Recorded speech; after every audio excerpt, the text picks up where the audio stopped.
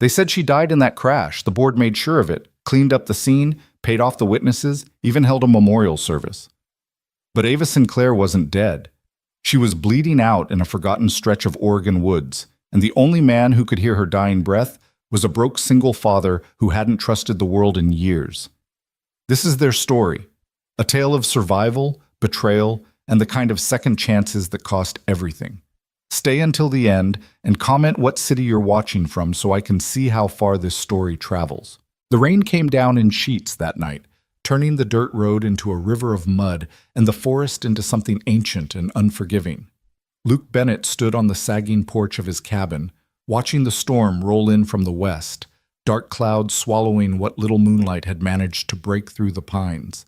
He held a cup of cold coffee in one hand, the other shoved deep into the pocket of his worn Carhartt jacket. The wind howled through the valley, carrying with it the smell of wet earth and rotting leaves. Inside, his son Eli was asleep, curled up on the couch under a patchwork quilt that had belonged to Luke's mother. The boy was 8 years old, small for his age, with a mop of brown hair that never seemed to lay flat no matter how much Luke tried to comb it down. They'd been living in this cabin for 2 years now, ever since the divorce, ever since Luke had lost his job at the mill, ever since the world had decided that men like him, men who worked with their hands and kept their heads down, weren't worth much anymore. Luke drained the last of his coffee and turned to go inside when he heard it, a sound that didn't belong. He froze, one hand on the screen door, listening. The rain hammered against the tin roof, steady and loud, but beneath it, barely audible, was something else. A cry. Faint.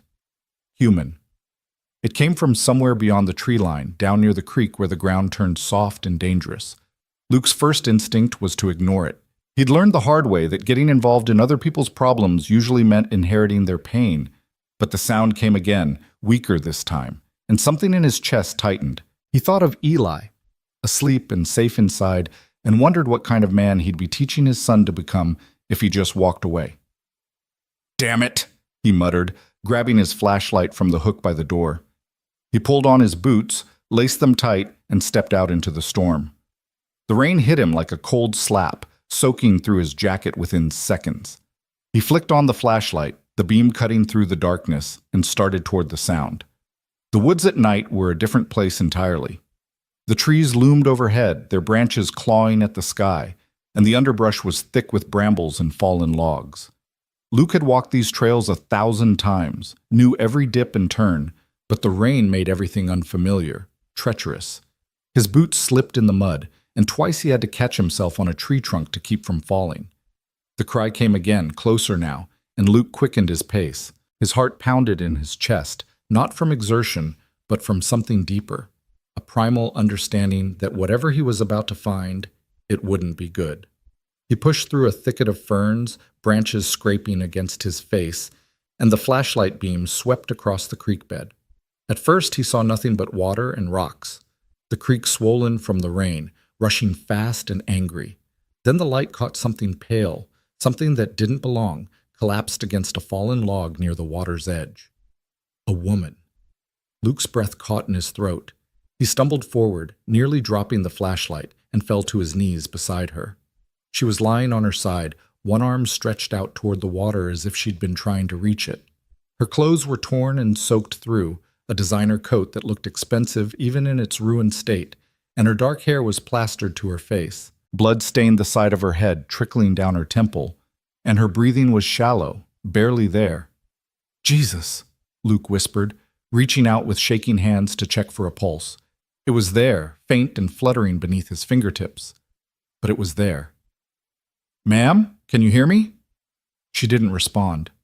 Her eyes were closed, her face pale as death, and when Luke gently turned her onto her back, he saw more blood, a deep gash along her ribs, the fabric of her shirt dark and wet. She'd been hurt badly, and from the looks of it, she'd been out here for hours. "Hang on," Luke said, his voice rough with urgency. "I got you. Just hang on." He slipped one arm beneath her shoulders, the other under her knees, and lifted her as carefully as he could.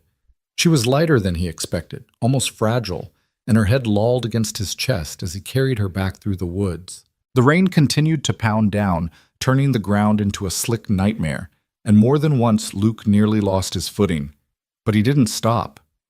He couldn't stop. Something about the way she'd looked, so alone, so close to death, had awakened something in him that he thought he'd buried years ago.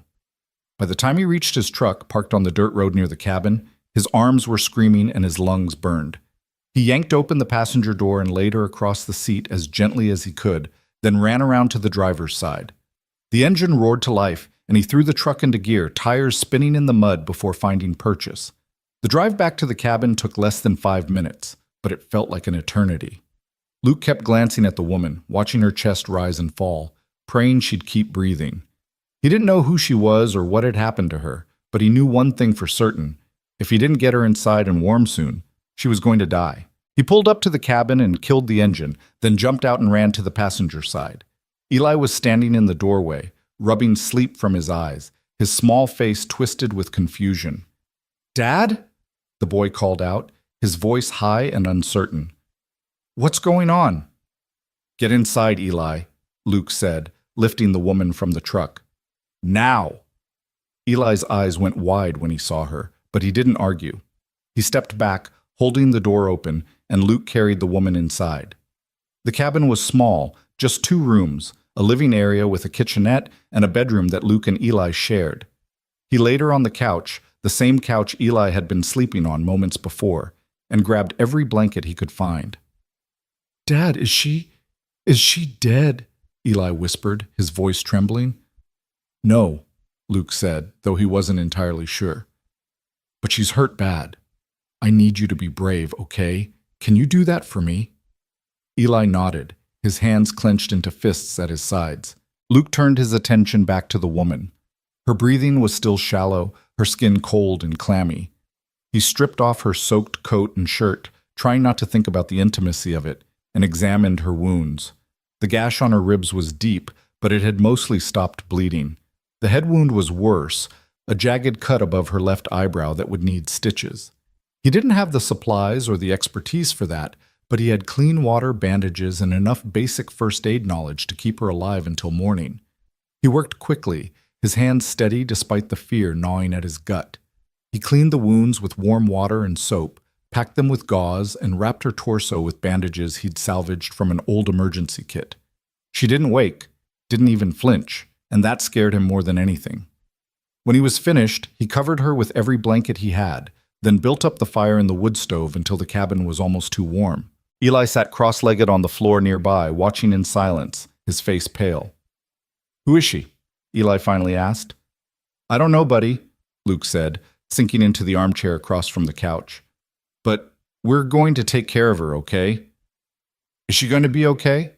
Luke looked at the woman, at her pale face, her shallow breathing, the way her fingers twitched slightly beneath the blankets, and didn't have an answer. "I hope so," he said. The first night was the longest. Luke didn't sleep. He sat in the armchair watching the woman's chest rise and fall, listening to the rasp of her breathing. Every few hours, he checked her pulse, adjusted her blankets, and pressed a cool cloth to her forehead. Her fever spiked around midnight, her skin burning hot to the touch, and Luke spent the next hour sponging her down with cold water, praying the fever would break. Eli had fallen asleep on the floor, wrapped in a spare blanket, his small body curled up like a comma. Luke glanced at his son and felt a pang of guilt. This wasn't the life he'd wanted for the boy, living in a rundown cabin, barely scraping by, now playing host to a dying stranger. But it was the life they had, and Luke had learned a long time ago that you didn't get to choose your circumstances. You just got to choose how you dealt with them. By dawn, the woman's fever had broken. Her breathing evened out, and some of the color returned to her face. Luke finally allowed himself to relax, leaning back in the chair and closing his eyes for just a moment. When he woke, the sun was streaming through the cabin's single window, and Eli was standing beside the couch, staring down at the woman. "She's pretty," Eli said quietly. Luke rubbed his eyes and stood, his back aching from the awkward angle he'd slept in. "Don't stare, son." "Is she awake yet?" "Not yet." But as if on cue, the woman's eyes fluttered open. She blinked slowly, her gaze unfocused, and her lips parted as if she wanted to speak but couldn't find the words. "Hey," Luke said, stepping closer. Take it easy. You're safe.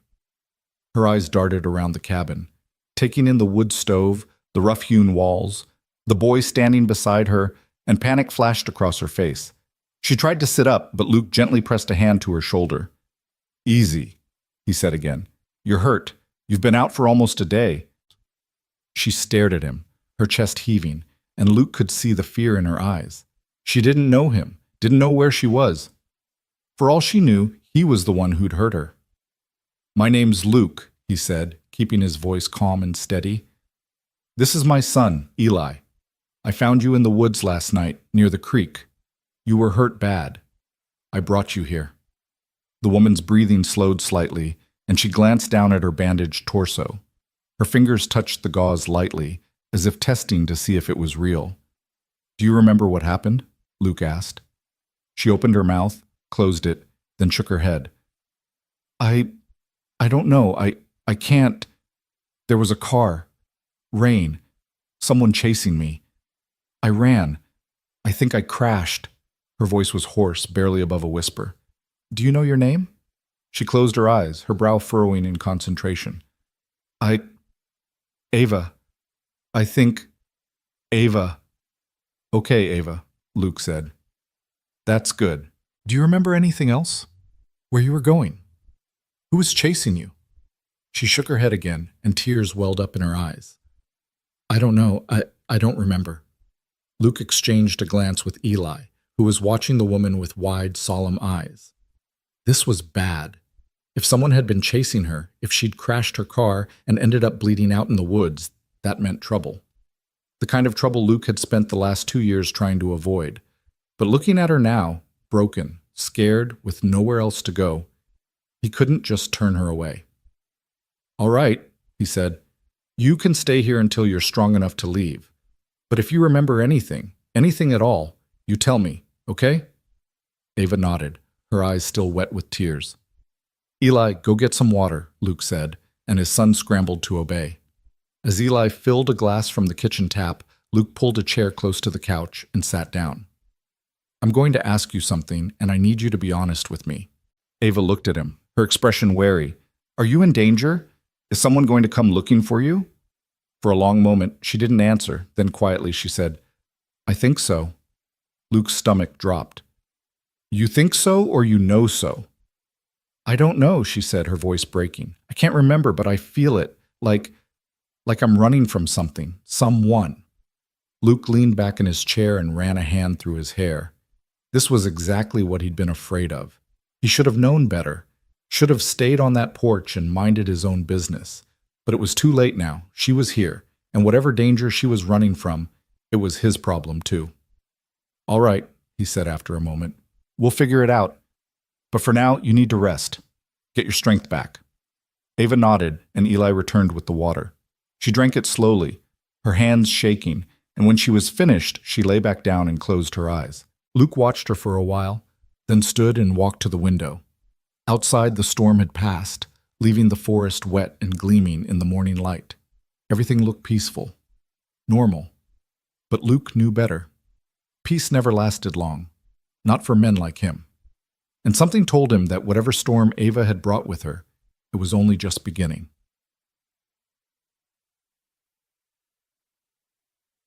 The second day passed in a strange, tense quiet.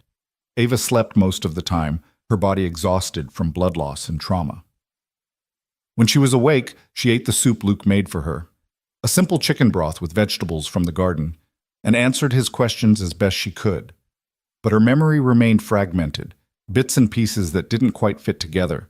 She remembered driving, rain on the windshield, headlights in the rearview mirror getting closer, a voice on the phone, urgent, angry, then nothing, just darkness and pain. Luke didn't push her. He knew from experience that memories like that had a way of surfacing when they were ready. Forcing them only made things worse. Instead, he focused on keeping her comfortable and safe. He changed her bandages twice a day, made sure she drank plenty of water, and kept the fire going so the cabin stayed warm. Eli helped where he could, bringing her blankets and sitting beside her when she was awake, telling her stories about school in the woods and the raccoon family that lived under the porch. Ava listened, a faint smile on her lips, and Luke could see something softening in her eyes. She was scared, but she was starting to trust them. And that made Luke's chest tighten with a feeling he couldn't quite name. On the evening of the second day, Luke was outside splitting firewood when he heard a noise that made him freeze. A car engine. Distant, but getting closer. He dropped the axe and ran to the front of the cabin, peering down the dirt road. Nothing yet, but the sound was unmistakable. A vehicle coming up the mountain. "Eli!" he called, keeping his voice low but urgent. "Get inside. Now!" Eli appeared in the doorway, his face confused. "What's wrong?" "Just do what I say." The boy disappeared inside and Luke followed, his heart pounding. He found Ava awake, sitting up on the couch, her eyes wide. "Someone's coming," she whispered. "Yeah," Luke said. He moved to the window and pulled back the curtain just enough to see out. 2 black SUVs were crawling up the road, their tires crunching on gravel. "Do you know who they are?" Luke asked. Ava's face had gone pale. I don't know, but I feel like I should." The vehicle stopped about 50 yards from the cabin, and 4 men stepped out. They were dressed in suits, expensive looking, and they moved with the kind of precision that told Luke they weren't local cops or park rangers. These were professionals. One of them pulled out a badge and started walking toward the cabin. "Stay here," Luke said to Ava, "and stay quiet." He opened the door before the men could knock, stepping out onto the porch and closing the door behind him. He crossed his arms and waited, his expression carefully neutral.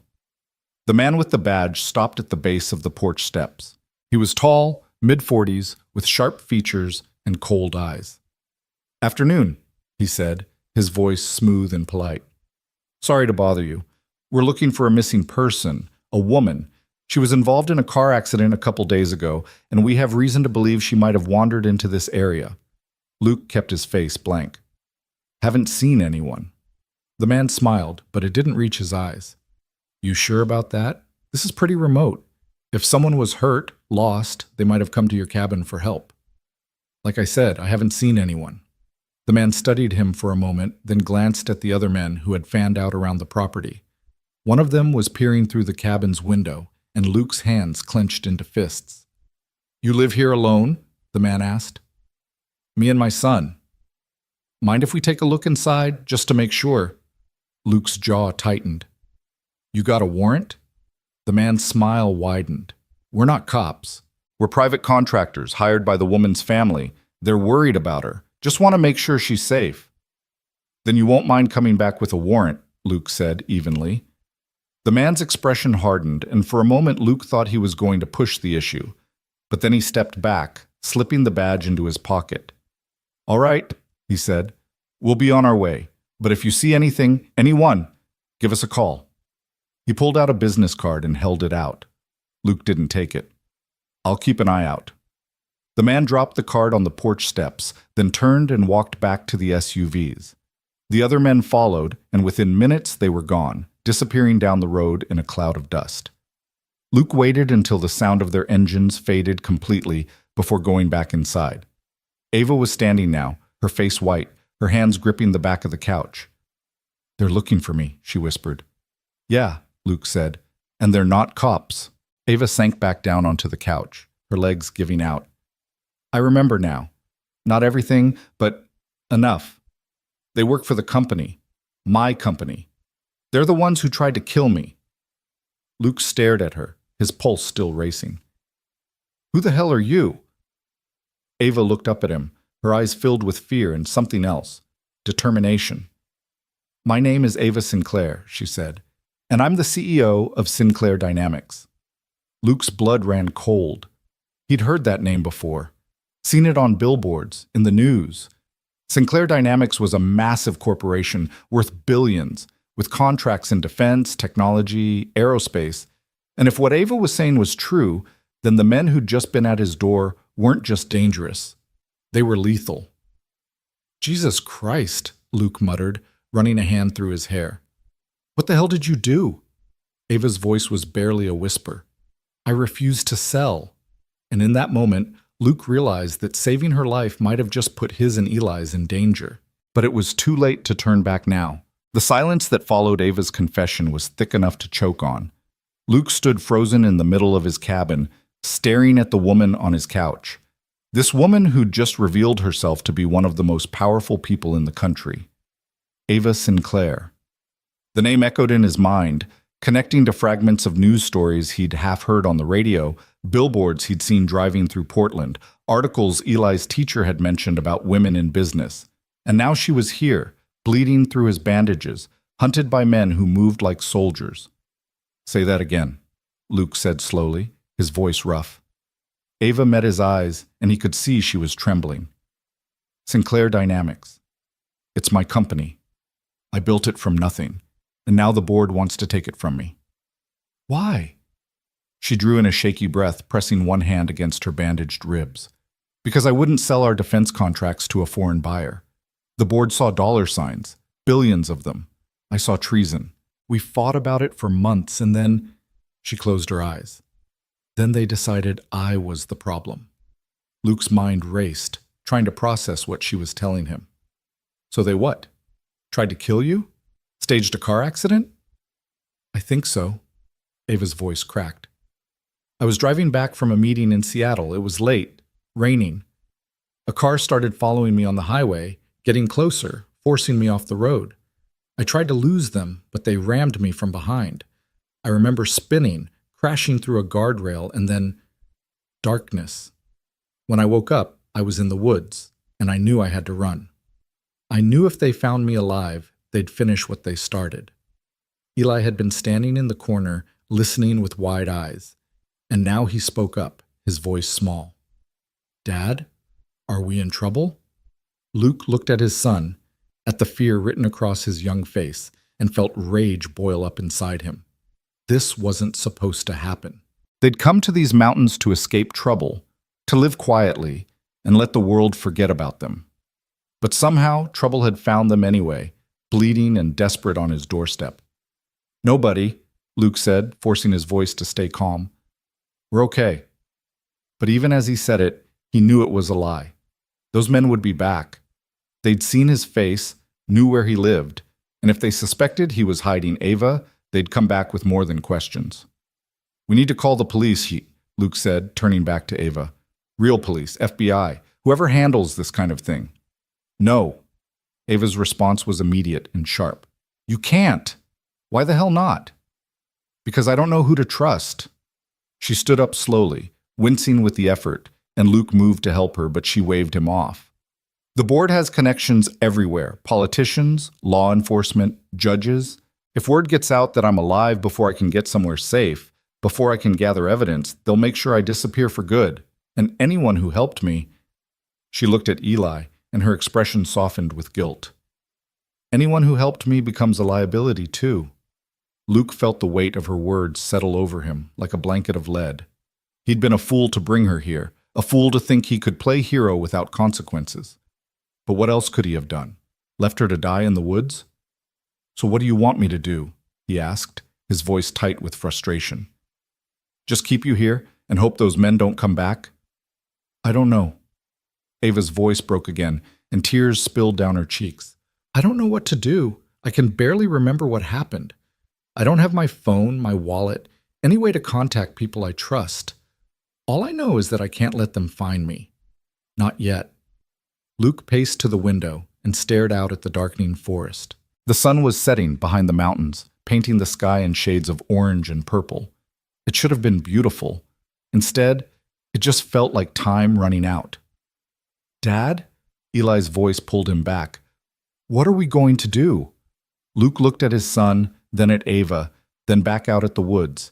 Every instinct he had screamed at him to pack up, drive Ava into town, drop her at a hospital, and wash his hands of the whole mess. But another part of him, the part that had carried her out of those woods, that had stayed up all night making sure she kept breathing, that part couldn't walk away. "We're going to keep her safe," Luke said finally. "At least for tonight. Then we figure out a plan." Ava wiped her eyes with the back of her hand. "Thank you. I know I have no right to ask this of you." "You're right," Luke interrupted. "You don't. But I'm not going to throw you back to the wolves either." He turned to Eli. "Buddy, I need you to do something for me." Go into the bedroom and pack a bag. Clothes, your toothbrush, that book you've been reading. Just in case we need to leave in a hurry." Eli's eyes went even wider, but he nodded and hurried toward the bedroom. Once the boy was out of earshot, Luke moved closer to Ava, lowering his voice. "I need you to tell me everything you remember, every detail, even if it doesn't seem important. Because if those men come back, I need to know what we're up against." Ava nodded and sank back onto the couch.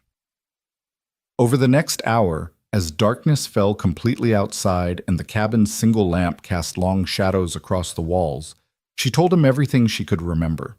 She'd started Sinclair Dynamics 15 years ago, fresh out of MIT with a master's in aerospace engineering and nothing but student debt and ambition. The company had begun small, consulting contracts, research grants, but Ava had a gift for innovation and an even greater gift for recognizing talent. She'd hired the best engineers, the brightest minds, and within 5 years, Sinclair Dynamics had become a major player in defense technology. The contracts had rolled in: drones, guidance systems, satellite technology. The military loved her, Congress praised her, and the money flowed like water. She'd taken the company public, made her investors rich, and built an empire. But empires always attracted vultures. 6 months ago, a consortium of international buyers had approached the board with an offer that made everyone's eyes light up. They wanted to purchase Sinclair's entire defense portfolio, every patent, every design, every piece of technology, for a sum that would have made the board members wealthy beyond imagination. "It was too much money," Ava explained, her voice hollow. "Way more than the tech was worth. That's what made me suspicious. So I dug deeper, hired private investigators, and found out the consortium was a front. The real buyers were foreign intelligence agencies, countries we don't exactly have friendly relationships with." Luke's jaw tightened, and the board didn't care. Some of them didn't know, but the ones who did— She shook her head. "They saw it as a business opportunity. They said it was legal, that we'd be selling to private entities, not governments directly. They claimed it was no different than any other deal." "But you knew better." "I knew that our technology would end up in the hands of people who'd use it against us, against American soldiers, against our allies. I couldn't let that happen." Her voice grew stronger, more defiant. "So I refused. I blocked the sale, used my authority as CEO to kill the deal. And that's when everything went wrong." The board had turned on her. Suddenly she was facing votes of no confidence, accusations of mismanagement, whispers about her mental stability. They tried to force her out legally, but Ava had fought back with lawyers and proxy votes and every trick she knew. "I thought I was winning," she said bitterly. "I thought I could outlast them, expose what they were trying to do, but then someone decided legal battles took too long. The car accident, the chase, the crash that was supposed to kill her. They made it look like I'd been driving drunk," Ava continued. "I found out later, one of my assistants called me before I lost my phone. They'd already released a statement saying I died in a single car accident, that there was alcohol in my system. They even held a memorial service." Luke sat back, stunned. "So the whole world thinks you're dead?" "Yes. And those men who came here were sent to make sure it stayed that way." Ava's expression hardened. "They're not police. They're private security. The kind you hire when you need something done quietly." Luke thought about the man with the badge, the cold eyes, the way the others had moved around his property, like they were conducting a military operation. "They didn't look like they were here to save you." "No," Ava agreed. "They were here to finish the job." A floorboard creaked, and both of them turned to see Eli standing in the doorway to the bedroom, his backpack slung over one shoulder. "I packed," he said quietly. Luke's heart broke a little at the sight of his son, so small and scared but trying to be brave. "Good job, buddy. Why don't you get ready for bed? It's been a long day." "Are you going to sleep?" "Not yet, but I'll be right here, I promise." Eli nodded and disappeared back into the bedroom. Luke waited until he heard the boy climbing into bed, then turned back to Ava. "We can't stay here," he said quietly. "You know that, right? If they come back—" "I know." Ava looked down at her hands. "But I don't know where to go. I don't know who I can trust. What about family, friends?" "My parents are dead. I don't have siblings, and my friends—" She laughed bitterly. Most of them were connected to the company. I can't risk reaching out to anyone until I know they're not compromised. Luke ran a hand through his hair, thinking. They needed help, real help. But where could they get it without putting themselves at greater risk? There's a guy I used to know, he said slowly, back when I was in the service. Army buddy. He lives about 3 hours from here, runs a security consulting business. If anyone would know how to handle this kind of situation, it's him. Ava looked up, hope flickering in her eyes. Can you trust him? With my life, Luke said. He's gotten me out of tight spots before. If I call him, he'll help. No questions asked. Then call him. Luke hesitated. Involving Marcus would mean dragging another person into this nightmare. But Marcus was trained for this kind of thing. He'd know what to do, how to keep them safe, maybe even how to help Ava expose what her board had done. All right, Luke said, but I'm not calling from here. If they're monitoring anything, I don't want to give them more information than they already have. I'll drive into town tomorrow. Use a payphone. Tomorrow might be too late. It's going to have to be. Luke stood up and moved to the door, checking the lock. Those men won't come back tonight. They're professionals. They'll regroup, make a plan, probably wait until they have more information. That gives us a window. Ava wrapped her arms around herself, still shivering despite the warmth of the cabin. I'm so sorry I brought this to your door. Yeah, well, Luke's voice softened. You didn't exactly have a choice. They sat in silence for a while, the only sound the crackling of the fire in the wood stove. Outside, an owl hooted somewhere in the darkness, and the wind rustled through the pines. Luke thought about how peaceful this place had been before tonight, how he'd actually started to believe he and Eli could build a life here away from the chaos of the world. That peace felt like a lifetime ago now. Can I ask you something? Ava said quietly. Luke looked over at her. Sure. Why did you help me? When you found me in the woods, you could have just called for help and walked away. Why didn't you? It was a good question, and Luke didn't have a simple answer. He thought about it for a moment, about the sound of her crying in the darkness, about the way she'd looked so close to death, about Eli and the kind of man Luke wanted his son to become. I guess I couldn't live with myself if I'd left you there, he said finally. My ex-wife used to say I had a savior complex. Maybe she was right. I think she was wrong. Ava's voice was soft. I think you're just a good man. Luke huffed a bitter laugh. Not many people would agree with you on that. Then they don't know you. There was something in the way she said it, in the way she looked at him, that made Luke's chest tighten. He cleared his throat and stood up, suddenly needing distance. You should get some rest, he said. I'll keep watch tonight. You need to sleep too. I'll sleep when I know we're safe. Ava started to argue, but stopped when she saw the set of his jaw. Instead, she nodded and lay back down on the couch, pulling the blankets up to her chin. Within minutes, exhaustion claimed her and she was asleep. Luke settled into the armchair by the window, his hunting rifle across his lap. He'd never been much of a soldier. His time in the army had been brief, cut short by an injury that had left him with a bum knee and a medical discharge. But he remembered enough to know how to keep watch, how to listen for sounds that didn't belong. The hours crawled by.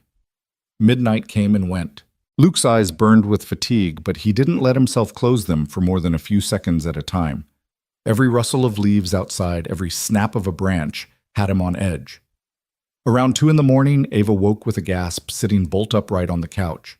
Luke was beside her in an instant. Hey, it's okay, he said quietly. You're safe. Just a nightmare. But Ava's eyes were wide, unfocused, and she grabbed his arm with surprising strength. The files, she whispered urgently. Oh God, I just remembered. The files. What files? Before the accident, I uploaded everything to a secure server. All the evidence about the deal, the board's involvement, emails, financial records. I was planning to take it to the SEC, maybe even the FBI. But I never got the chance. Luke's pulse quickened. Where? Where are the files? A private server. But I need a computer to access it, and the passwords. She pressed her hands to her temples. I can barely remember my own name right now. The passwords are complex, encrypted. I'd need time to piece them together. If you can access those files, could you prove what they did? Yes. Ava looked at him with something like hope in her eyes. If I can get to them, I can bring down everyone involved. But I'd need protection first. Witness protection, federal protection, something. Because the moment I go public with this, they'll come for me with everything they have. Luke thought about his friend Marcus. This was way above his pay grade, but Marcus would know people. He had contacts in law enforcement, in the intelligence community. If anyone could help Ava navigate this mess, it was him. Okay, Luke said. First thing tomorrow, I make the call. We get you somewhere safe, get you the protection you need, and then you nail these bastards. Ava nodded, some of the tension leaving her shoulders. Thank you. I mean it. Thank you. Luke squeezed her hand briefly, then returned to his post by the window. The rest of the night passed without incident, but he couldn't shake the feeling that they were sitting on borrowed time. Those men would be back. It was just a question of when. Dawn broke cold and gray, the sky heavy with the promise of more rain. Luke made coffee and breakfast, scrambled eggs and toast, while Ava and Eli ate in tired silence. The boy kept stealing glances at Ava, clearly curious but too polite to ask the 1,000 questions Luke knew were bouncing around in his head. Eli, Luke said as he cleared the plates, I need to run into town for a little while. You're going to stay here with Miss Sinclair. Can you do that? Eli nodded, though Luke could see the worry in his eyes. How long? Couple hours. Maybe less. I need you to keep the doors locked, okay? And if anyone comes by, anyone at all, you don't answer. You keep quiet and you stay hidden. Understand? Yes, sir. Luke turned to Ava. There's a shotgun in the bedroom closet, top shelf.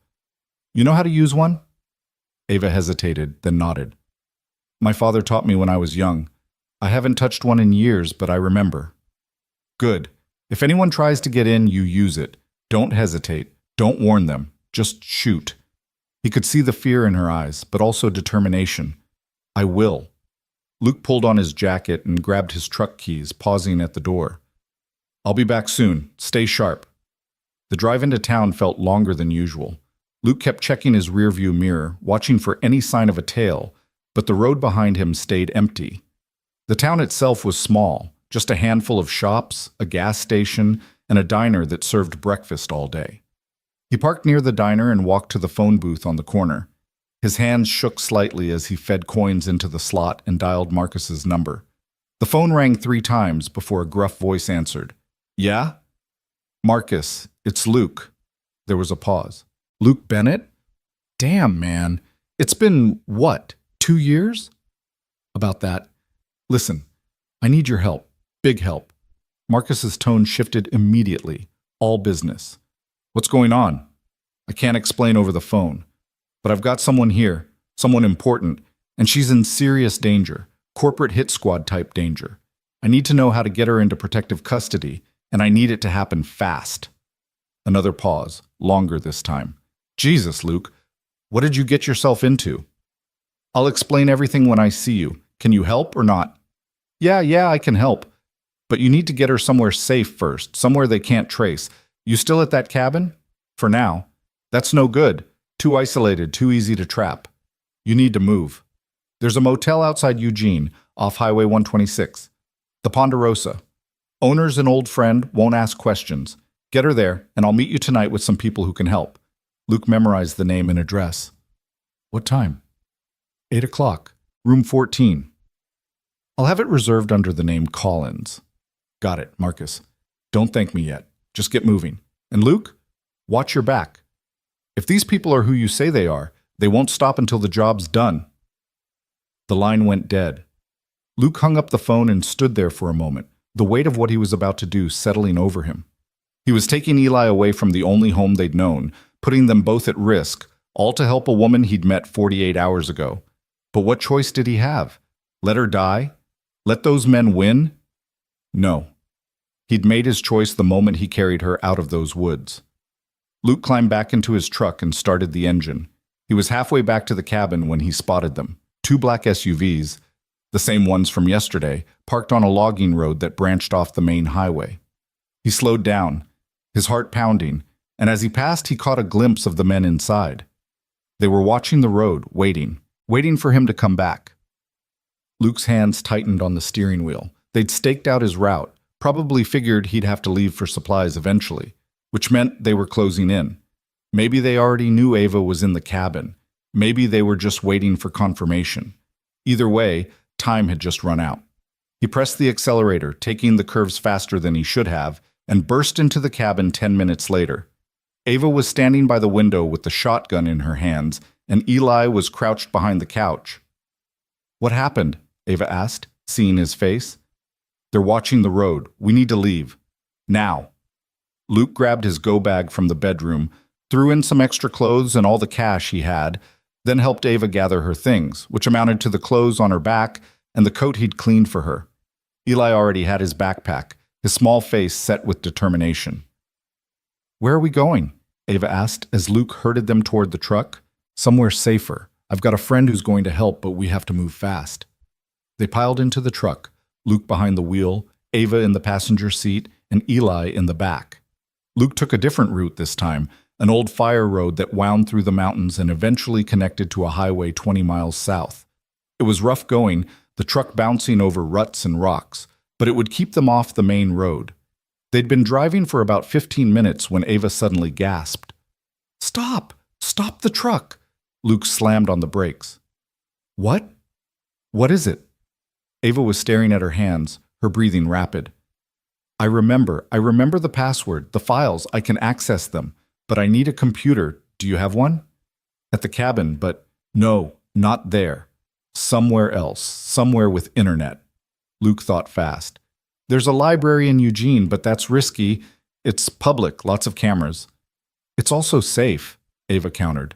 "They won't expect me to walk into a public place, and libraries have private study rooms. I can get in, download the files to a thumb drive, and get out. 30 minutes, tops." Luke wanted to argue, wanted to tell her it was too dangerous, but he could see the fire in her eyes, the desperate need to fight back instead of just running. And if she really could access evidence that would expose everything, it might be their only chance to end this without spending the rest of their lives looking over their shoulders. "All right," he said, "but we do this smart. You get in, get what you need, and get out. No heroics." Ava nodded, and Luke put the truck back in gear. They drove in tense silence, every mile feeling like a countdown. When they finally reached Eugene, Luke parked 2 blocks from the library and made Ava put on a baseball cap and sunglasses he'd had in the glove box. She looked ridiculous, like someone trying very hard not to look suspicious, but it was better than nothing. "Eli, you stay in the truck with me," Luke said. "Keep your head down." "I can help." "No, you stay here. That's final." The boy slumped in his seat, disappointed but obedient. Ava climbed out of the truck, moving stiffly because of her injuries, and Luke watched her walk toward the library entrance.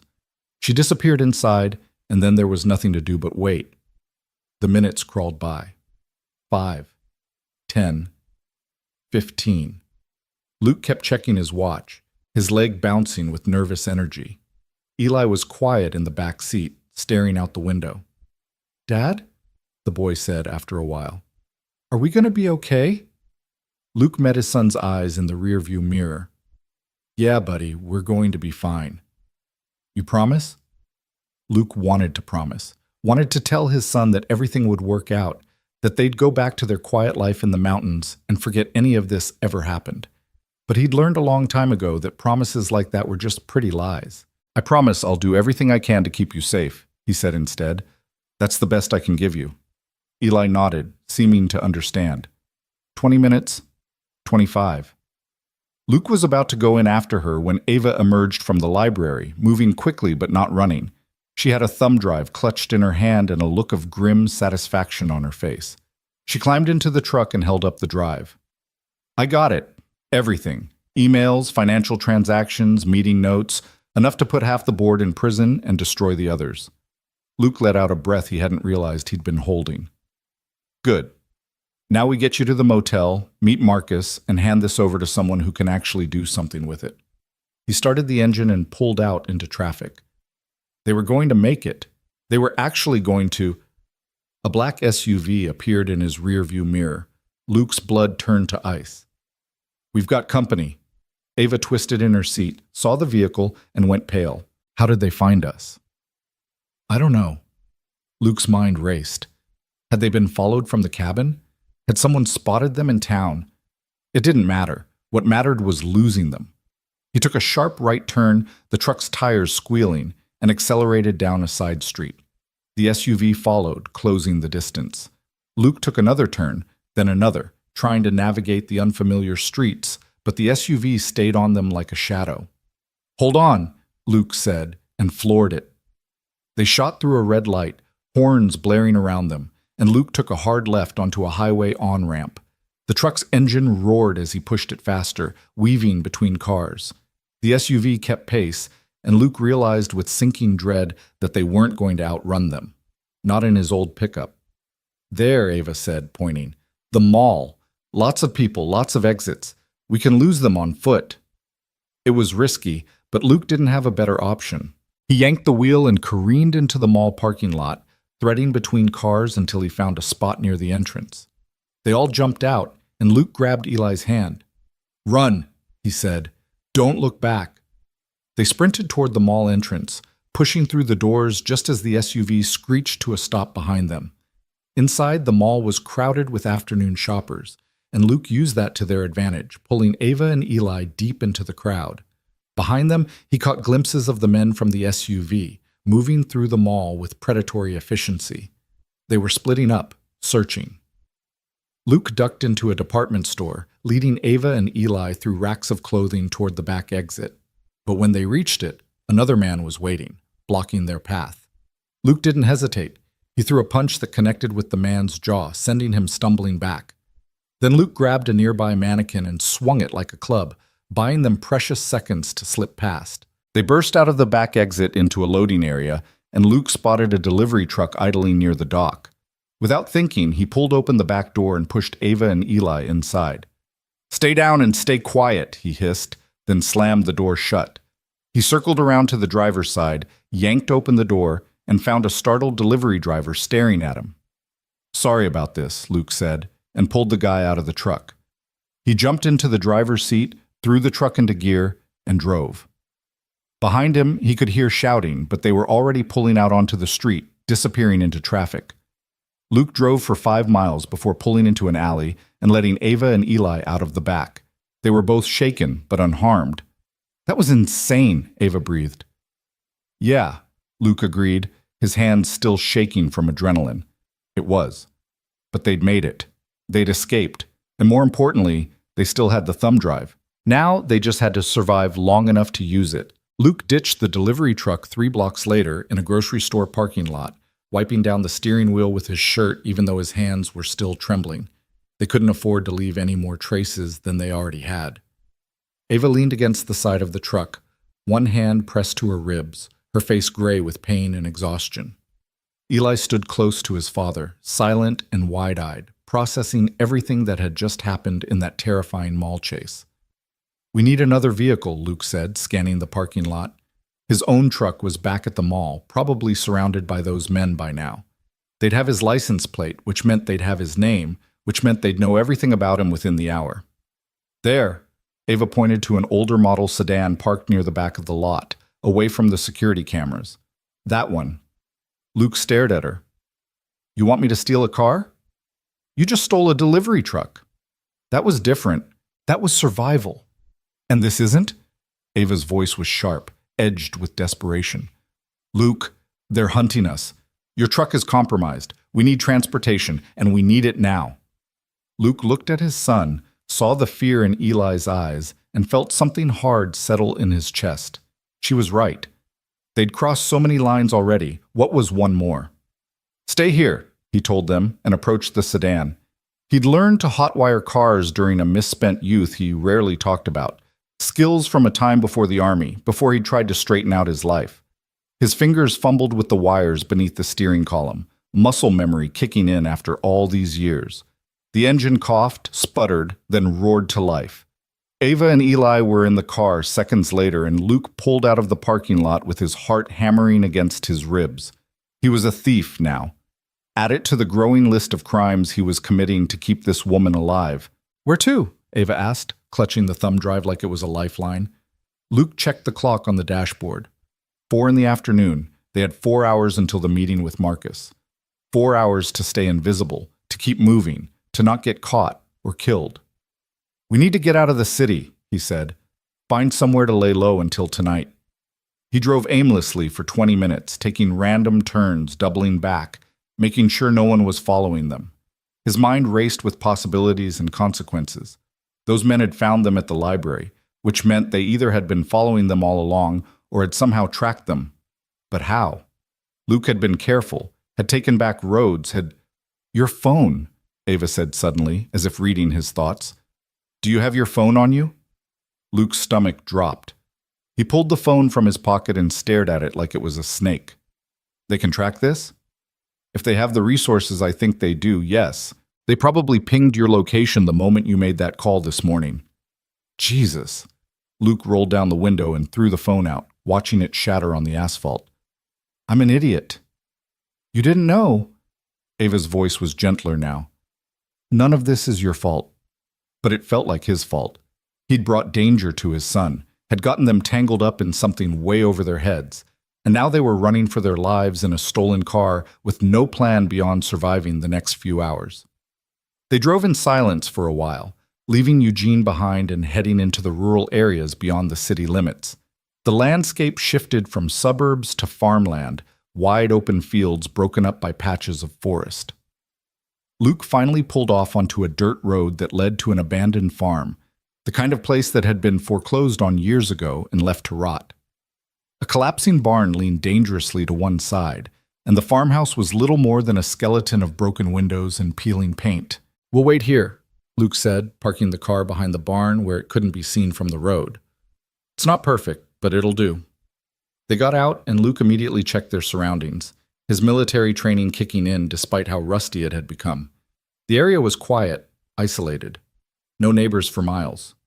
If someone found them here, they'd have nowhere to run, but the alternative was staying mobile and risking another encounter on the road. Ava sank down onto the barn's front step, her face pale. "I need to rest. Just for a few minutes." "Let me check your bandages," Luke said, kneeling beside her. He carefully lifted her shirt. She didn't protest, and examined the wound on her ribs. The bandages were soaked through with blood and sweat, and the skin around the gash was inflamed. "This needs proper medical attention," Luke said quietly. "It's getting infected." "I know." Ava's voice was barely a whisper. "But we can't risk a hospital. Not yet." Luke had a first aid kit in his go bag, basic supplies he'd grabbed from the cabin. He cleaned the wound as best he could with antiseptic wipes, applied fresh gauze, and wrapped new bandages around her torso. His hands were steady now, focused on the task, and he tried not to think about how close she'd come to dying, how close she still was. "Thank you," Ava said when he finished. She caught his hand before he could pull away, her fingers cool against his skin. "For everything. I know I keep saying it, but I mean it. You didn't have to do any of this." Luke met her eyes and saw something there that made his chest tighten. Gratitude, yes, but also something deeper. Trust. Maybe even affection. It scared him more than the men with guns. "Don't thank me yet," he said, pulling his hand away gently. "We're not out of this." Eli had been exploring the area around the barn, and now he came running back, his face excited. "Dad, there's a creek back there, and I saw a deer." Luke managed to smile despite everything. "That's great, buddy. But stay close, okay? Don't wander too far." "I won't." Eli settled down next to Ava, pulling out a crumpled comic book from his backpack. "Miss Sinclair, do you like superheroes?" Ava looked surprised by the question, then smiled. "I used to. When I was your age, I wanted to be Wonder Woman." "Really?" Eli's eyes lit up. "I like Spider-Man. He's smart, and he helps people even when it's hard." "That's a good hero to admire," Ava said softly. She glanced at Luke. "He reminds me of someone else I know." Luke felt heat creep up his neck and turned away, uncomfortable with the comparison. He wasn't a hero. Heroes didn't steal cars and run from their problems. Heroes didn't put their kids in danger. The afternoon dragged on, each minute feeling like an hour. Luke kept watch from the barn, scanning the road for any sign of approaching vehicles. Ava dozed fitfully, and Eli read his comic book, occasionally asking questions about the story that Ava answered with surprising patience. Around 6 o'clock, as the sun began its descent toward the horizon, Ava woke with a start. For a moment she looked confused, disoriented. Then her eyes found Luke and she relaxed slightly. How long was I out? Couple hours. How are you feeling? Like I got hit by a truck. She sat up slowly, wincing. But better than yesterday. Luke handed her a bottle of water and a protein bar from his supplies. It's not much, but you need to eat something. She took them gratefully, and they ate in silence while Eli played with a stick he'd found, drawing pictures in the dirt. The scene was almost peaceful, almost normal, if you ignored the fact that they were fugitives hiding in an abandoned barn. Can I ask you something? Ava said after a while. Luke nodded. Why did you leave the army? You said you were medically discharged, but what? I don't know. You don't seem disabled, and you move like someone who's seen combat, who knows how to handle himself in dangerous situations. Luke was quiet for a long moment, debating how much to tell her. But she'd shared her story, had trusted him with everything. Maybe she deserved some truth in return. I was part of a supply convoy in Afghanistan, he said, his voice low so Eli wouldn't hear. We got hit by an IED. 3 guys died instantly. 4 more were badly wounded. I took shrapnel in my leg and back. Nothing life-threatening, but enough to mess me up. They patched me up, sent me back to base, and I did physical therapy for 6 months. But you recovered. Physically, yeah. Mentally. He shook his head. I couldn't do it anymore. Couldn't get back in a vehicle without having panic attacks.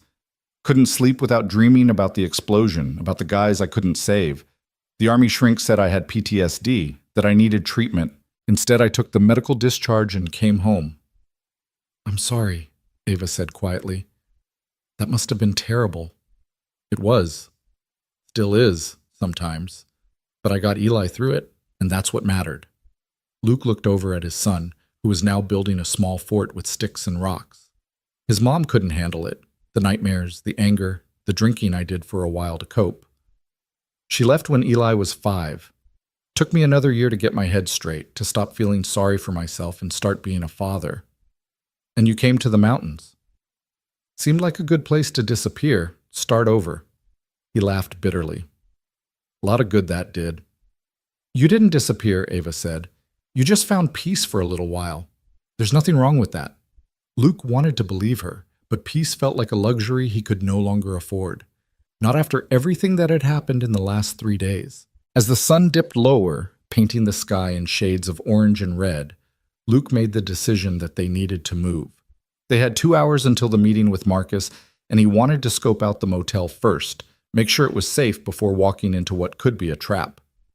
They piled back into the stolen sedan, and Luke drove carefully, taking back roads and avoiding main highways. The Ponderosa Motel appeared just after 7:30, a rundown collection of single-story units arranged in a U-shape around a gravel parking lot.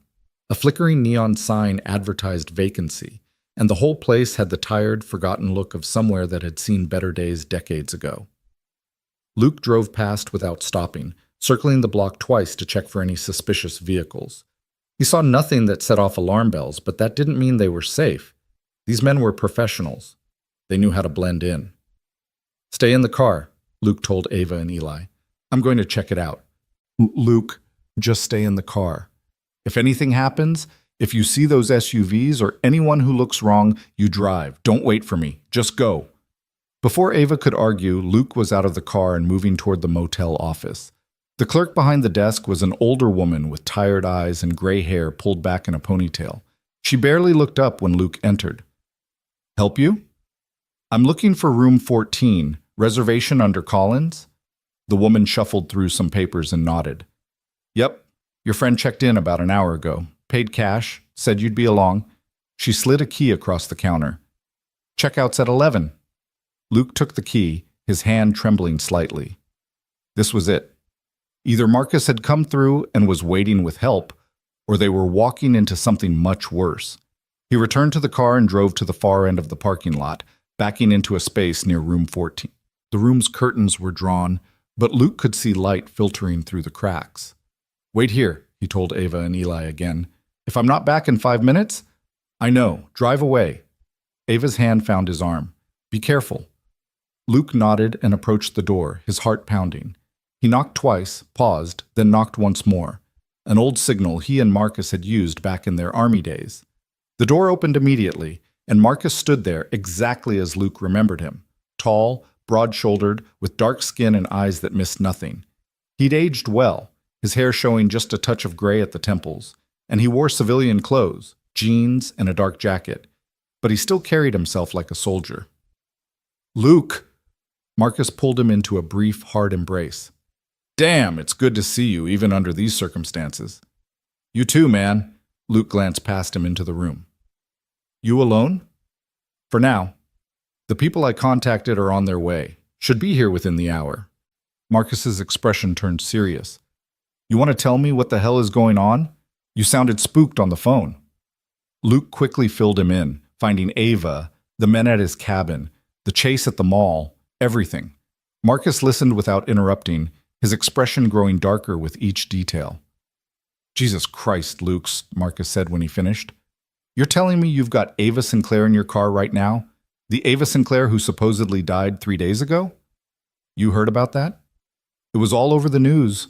Single car accident, alcohol in her system, tragic loss of a brilliant businesswoman. They had her executives crying on camera and everything." Marcus shook his head. "If what you're saying is true, this is way bigger than corporate espionage. This is conspiracy to commit murder, fraud, probably treason if they were really selling defense tech to foreign governments. She has evidence. Everything on a thumb drive. But she needs protection first, witness protection or something. Can your contacts help with that?" "Maybe, but we need to be smart about this. If her board has the kind of reach you're describing, they could have people in law enforcement, in federal agencies. We can't just walk her into the nearest FBI office." "So what do we do?" Marcus thought for a moment. "There's a guy I know used to work for the Justice Department. He's retired now but still has connections. If anyone can navigate this without alerting the wrong people, it's him. But he's going to want to verify her identity first, make sure this isn't some kind of con." "It's not a con. You'll see when you meet her." "Then bring her in. Let's get this sorted." Luke returned to the car and helped Ava out. She moved slowly, still in pain, and Eli stayed close to his father's side as they crossed the parking lot. When they entered the motel room, Marcus's eyes widened slightly. "Holy hell," he breathed. "It really is you." Ava straightened despite her obvious exhaustion. "And you are?" "Marcus Reed, army buddy of Luke's. I'm here to help." He gestured to the small table where a laptop sat open. "But first I need to verify your identity. No offense, but I need to be sure."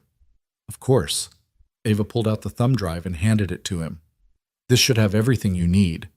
My fingerprints are on file with the SEC, and my DNA was part of a genome project I funded last year. Any federal database should be able to confirm who I am." Marcus took the drive and plugged it into his laptop. His fingers flew across the keyboard, and Luke watched as his friend's expression shifted from skepticism to shock to grim determination. This is everything," Marcus said. "Financial records, emails, recorded phone calls. You've got evidence of bribery, fraud, conspiracy. If even half of this holds up in court, you're going to destroy some very powerful people." "Well, that's the idea," Ava said quietly. "Can you get it to someone who'll actually do something with it?" "I can try. But first, we need to keep you alive long enough to testify." Marcus closed the laptop and looked at Luke. "Those men who chased you, did you get a good look at any of them?" "Not really. They moved like military, though. Private contractors, probably." "That's what I figured. Sinclair Dynamics probably hired a security firm, paid them under the table to clean up their mess." Marcus rubbed his jaw. "The good news is, if they're private contractors, they're not cops. They can't just kick down doors and arrest you. The bad news is, they don't have to follow any rules either." "So what's the plan?" Luke asked. Before Marcus could answer, headlights swept across the motel room's window. Everyone froze. Luke moved to the curtain and peered out, his blood running cold. 2 black SUVs had just pulled into the parking lot. "We've got company," Luke said, his voice tight, quick and efficient, then helped Ava through. Luke lifted Eli up and passed him to Marcus, then squeezed through himself, scraping his shoulders on the narrow frame. They emerged into an alley behind the motel, darkness closing in around them. Luke could hear car doors slamming, footsteps approaching the room they'd just fled. "This way," Marcus whispered, leading them down the alley toward a side street where his truck was parked. They moved as quickly and quietly as they could, Ava limping beside Luke, Eli clutched in Marcus's arms. They were 10 feet from the truck when a figure stepped out from behind a dumpster, blocking their path. The man raised a gun, his face cold and professional in the dim light. "That's far enough," he said. Luke's mind raced. They were trapped. The alley was narrow, no room to run. Behind them, he could hear more footsteps, the other men closing in. But Marcus didn't hesitate. He set Eli down and launched himself at the gunman in one fluid motion, years of combat training making his movements almost too fast to follow. The two men crashed to the ground, grappling for the weapon. "Run!" Marcus shouted. "Get to the truck!" Luke grabbed Eli with one hand and Ava with the other, pulling them past the fighting men.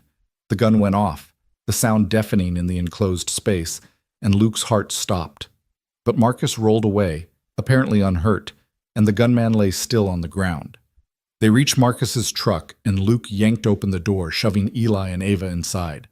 Marcus was right behind them, breathing hard, blood on his knuckles. "Drive," he said, tossing Luke the keys.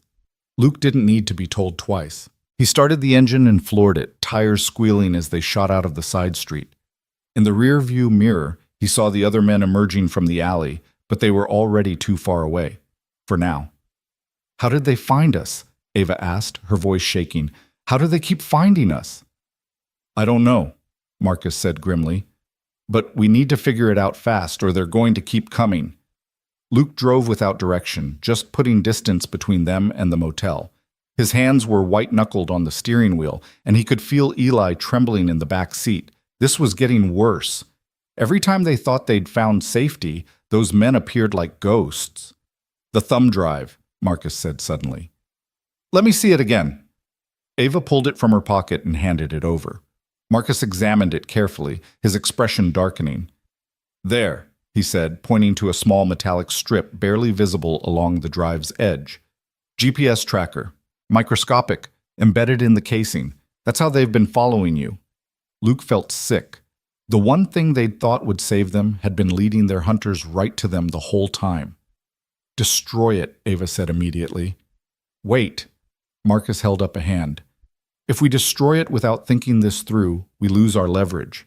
But if we're smart—" He trailed off, thinking. Then he smiled. "We can use this against them."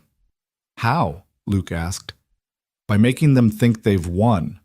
Marcus's smile widened. "We split up.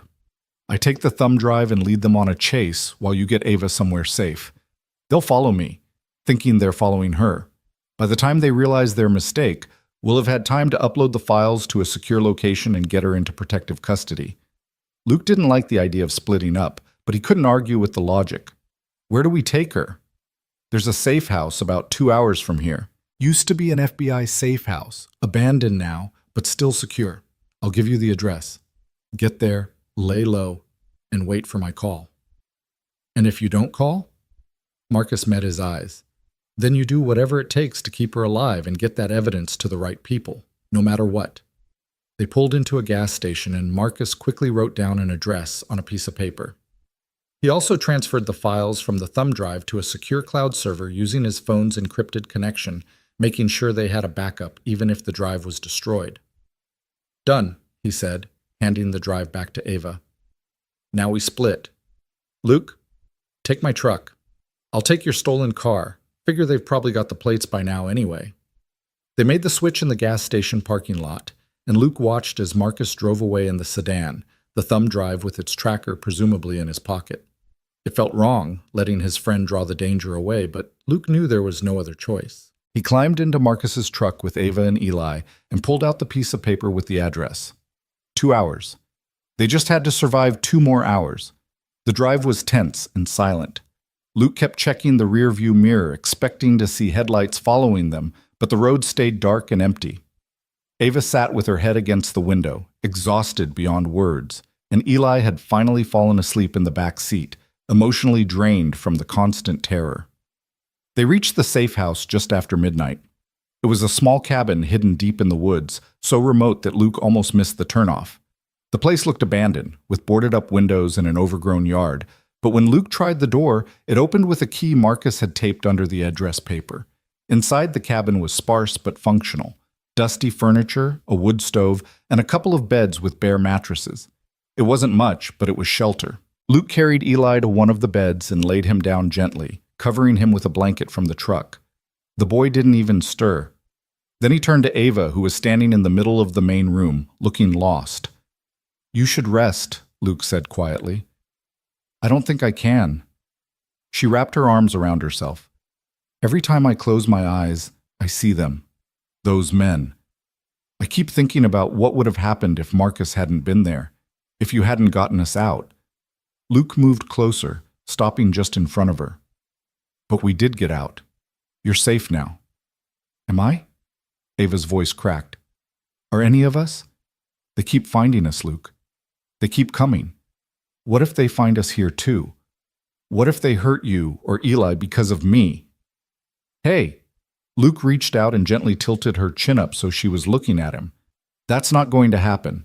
We're going to get through this. Marcus is going to lead them away. We're going to wait here until we hear from him, and then we're going to end this. You're going to testify. Those bastards are going to prison, and you're going to get your life back." "And what about you?" Ava asked, her eyes searching his face. "What about your life? What about Eli's life? You've given up everything to help me, and I don't know if I can ever repay that." "I'm not asking you to repay anything." "I know. That's what makes it worse." Tears spilled down her cheeks. "You're a good man, Luke Bennett, better than anyone I've ever known, and I've brought nothing but danger to your door." Luke felt something shift in his chest, some wall he'd built around himself after his ex-wife left starting to crumble. He saw Ava clearly now, not as the powerful CEO, not as the woman who'd disrupted his quiet life, but as someone who was scared and alone and trying desperately to do the right thing despite impossible odds. "You didn't bring danger," he said softly. "You survived, and that took more strength than most people have." Ava let out a shaky breath, and then before Luke could process what was happening, she closed the distance between them and pressed her forehead against his chest. He hesitated only a moment before wrapping his arms around her, holding her as she finally allowed herself to break down. They stood like that for a long time, and Luke realized with startling clarity that somewhere between carrying her out of those woods and fighting to keep her alive, he'd started to care about Ava Sinclair as more than just someone he'd rescued. She'd become important to him in a way he hadn't expected and wasn't sure he was ready for. Eventually, Ava pulled back, wiping her eyes. "I'm sorry. I didn't mean to fall apart on you. Don't apologize. You've been through hell." She managed a weak smile. "We both have." Luke guided her to the second bed and made sure she was settled before returning to the main room. He found an old chair by the window and sat down, keeping watch the way he'd done every night since finding her. Outside, the forest was dark and silent, and somewhere out there, Marcus was leading their pursuers on a wild chase. Luke checked his watch. 12:30 in the morning.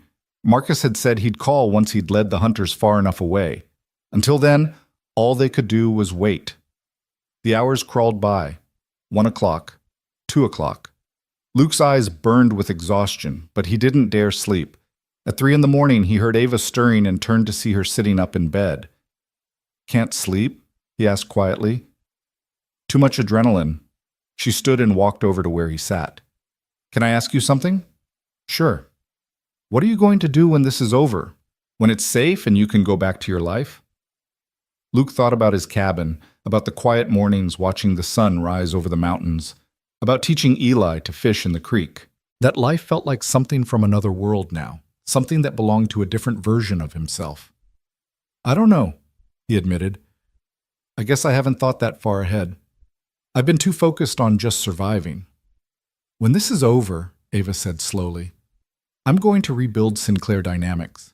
Take it back from the people who tried to destroy it, and me.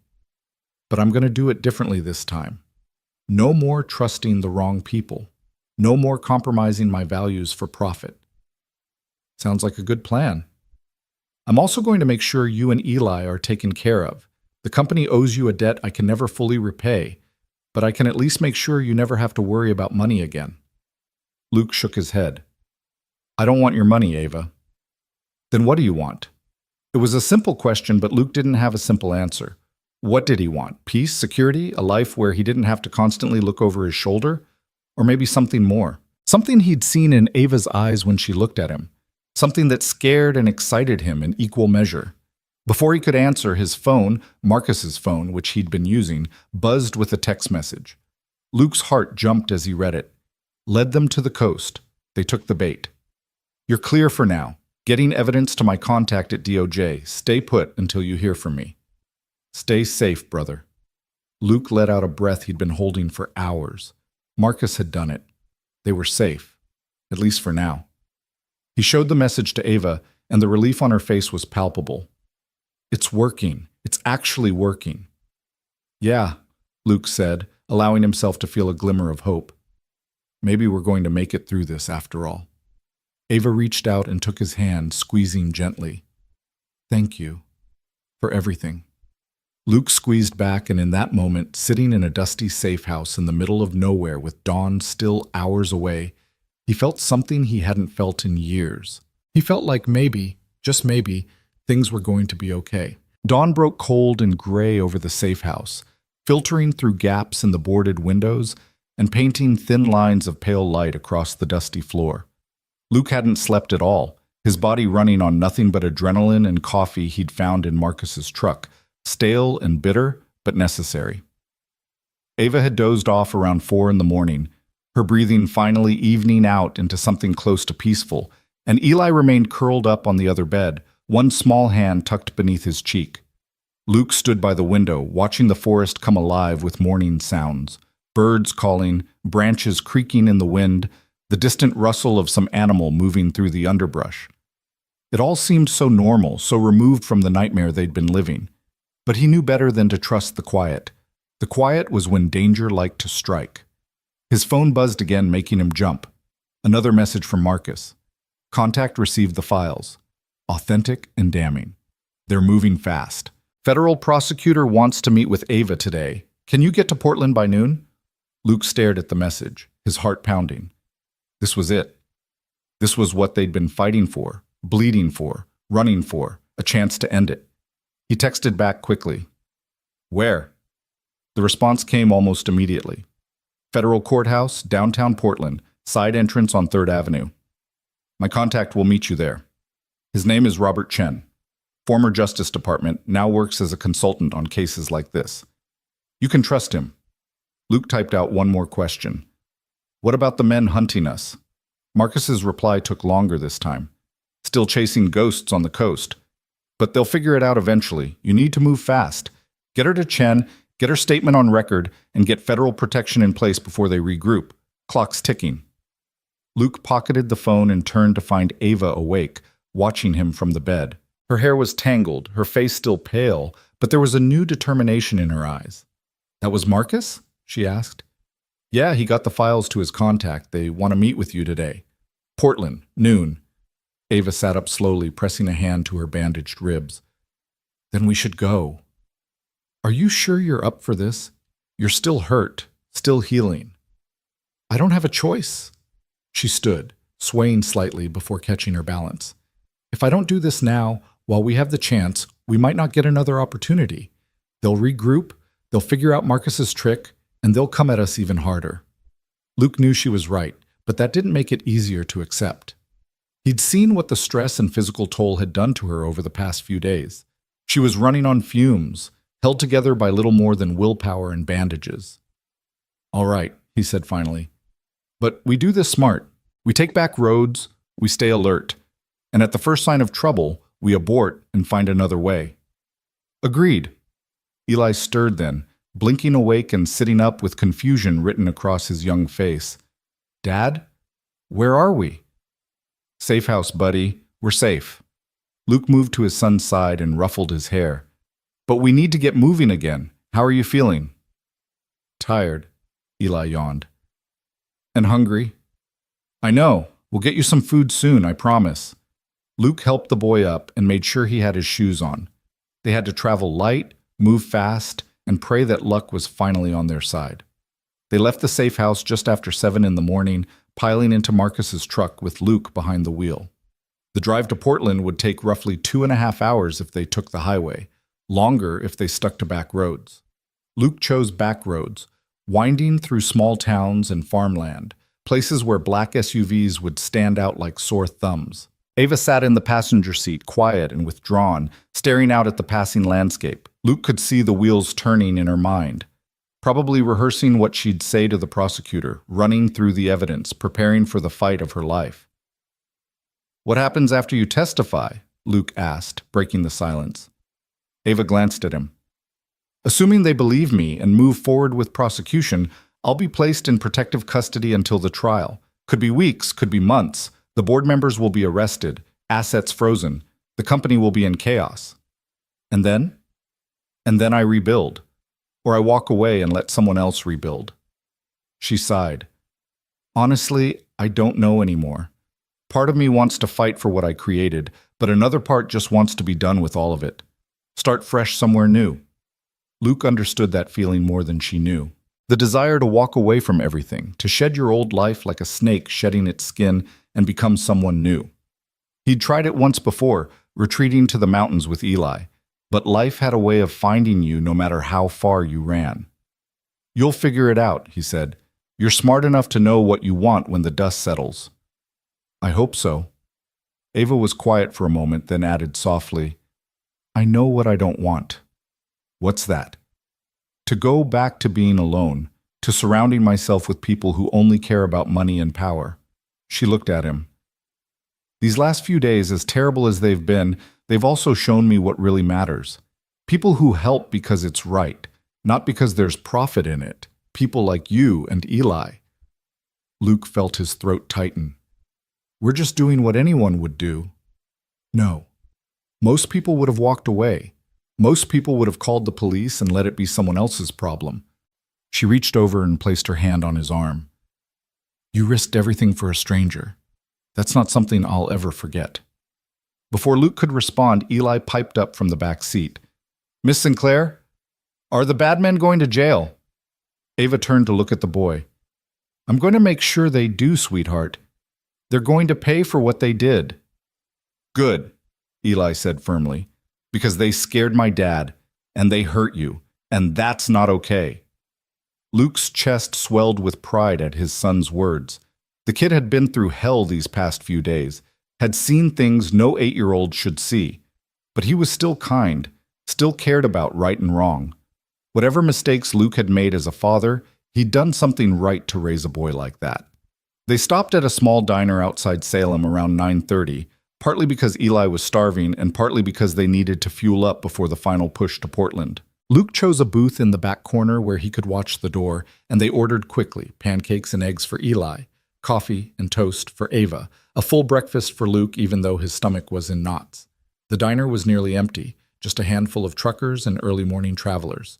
Luke watched them carefully, looking for anyone who seemed out of place, anyone paying too much attention to their table. But everyone seemed absorbed in their own worlds, and gradually he allowed himself to relax a fraction. "Dad," Eli said around a mouthful of pancakes, "when this is over, can we go home?" The question hit Luke harder than he expected. Home. Their cabin in the woods, the place they'd built their quiet life. But was it still home? Would it ever feel safe again after those men had shown up, after they'd been forced to flee in the night? "I don't know, buddy," Luke said honestly. "Maybe. Or maybe we find a new home somewhere else. But I like our cabin. I like the creek and the woods and the raccoons."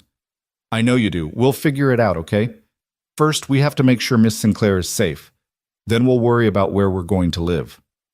Eli nodded, accepting this, and returned to his pancakes. Ava caught Luke's eye across the table and gave him a small, sad smile. She understood what he wasn't saying, that his home, his sanctuary, had been compromised because of her, that he and Eli might never be able to go back. They finished eating and got back on the road, and by 11 o'clock they were entering the outskirts of Portland. The city rose up around them, all glass and steel and concrete, a far cry from the mountains and forests they'd been hiding in. Luke felt exposed here, vulnerable, too many people, too many places for danger to hide. He navigated downtown carefully, following the GPS on Marcus's phone to the federal courthouse. It was an imposing building, all marble columns and heavy doors, the kind of place that was supposed to represent justice and order. Luke hoped it lived up to that promise. He parked a block away, not wanting to pull right up to the courthouse in case they were being watched. They walked the remaining distance, Luke keeping Eli close and scanning their surroundings constantly. Ava moved stiffly beside him, each step clearly causing her pain, but she didn't complain. The side entrance on 3rd Avenue was less grand than the main entrance, just a plain door with a security panel. Luke pressed the buzzer and waited, his heart hammering in his chest. A voice crackled through the intercom. "Can I help you?" "We're here to see Robert Chen," Luke said. "Marcus Reed sent us." There was a pause, then the door clicked open. "3rd floor, room 312.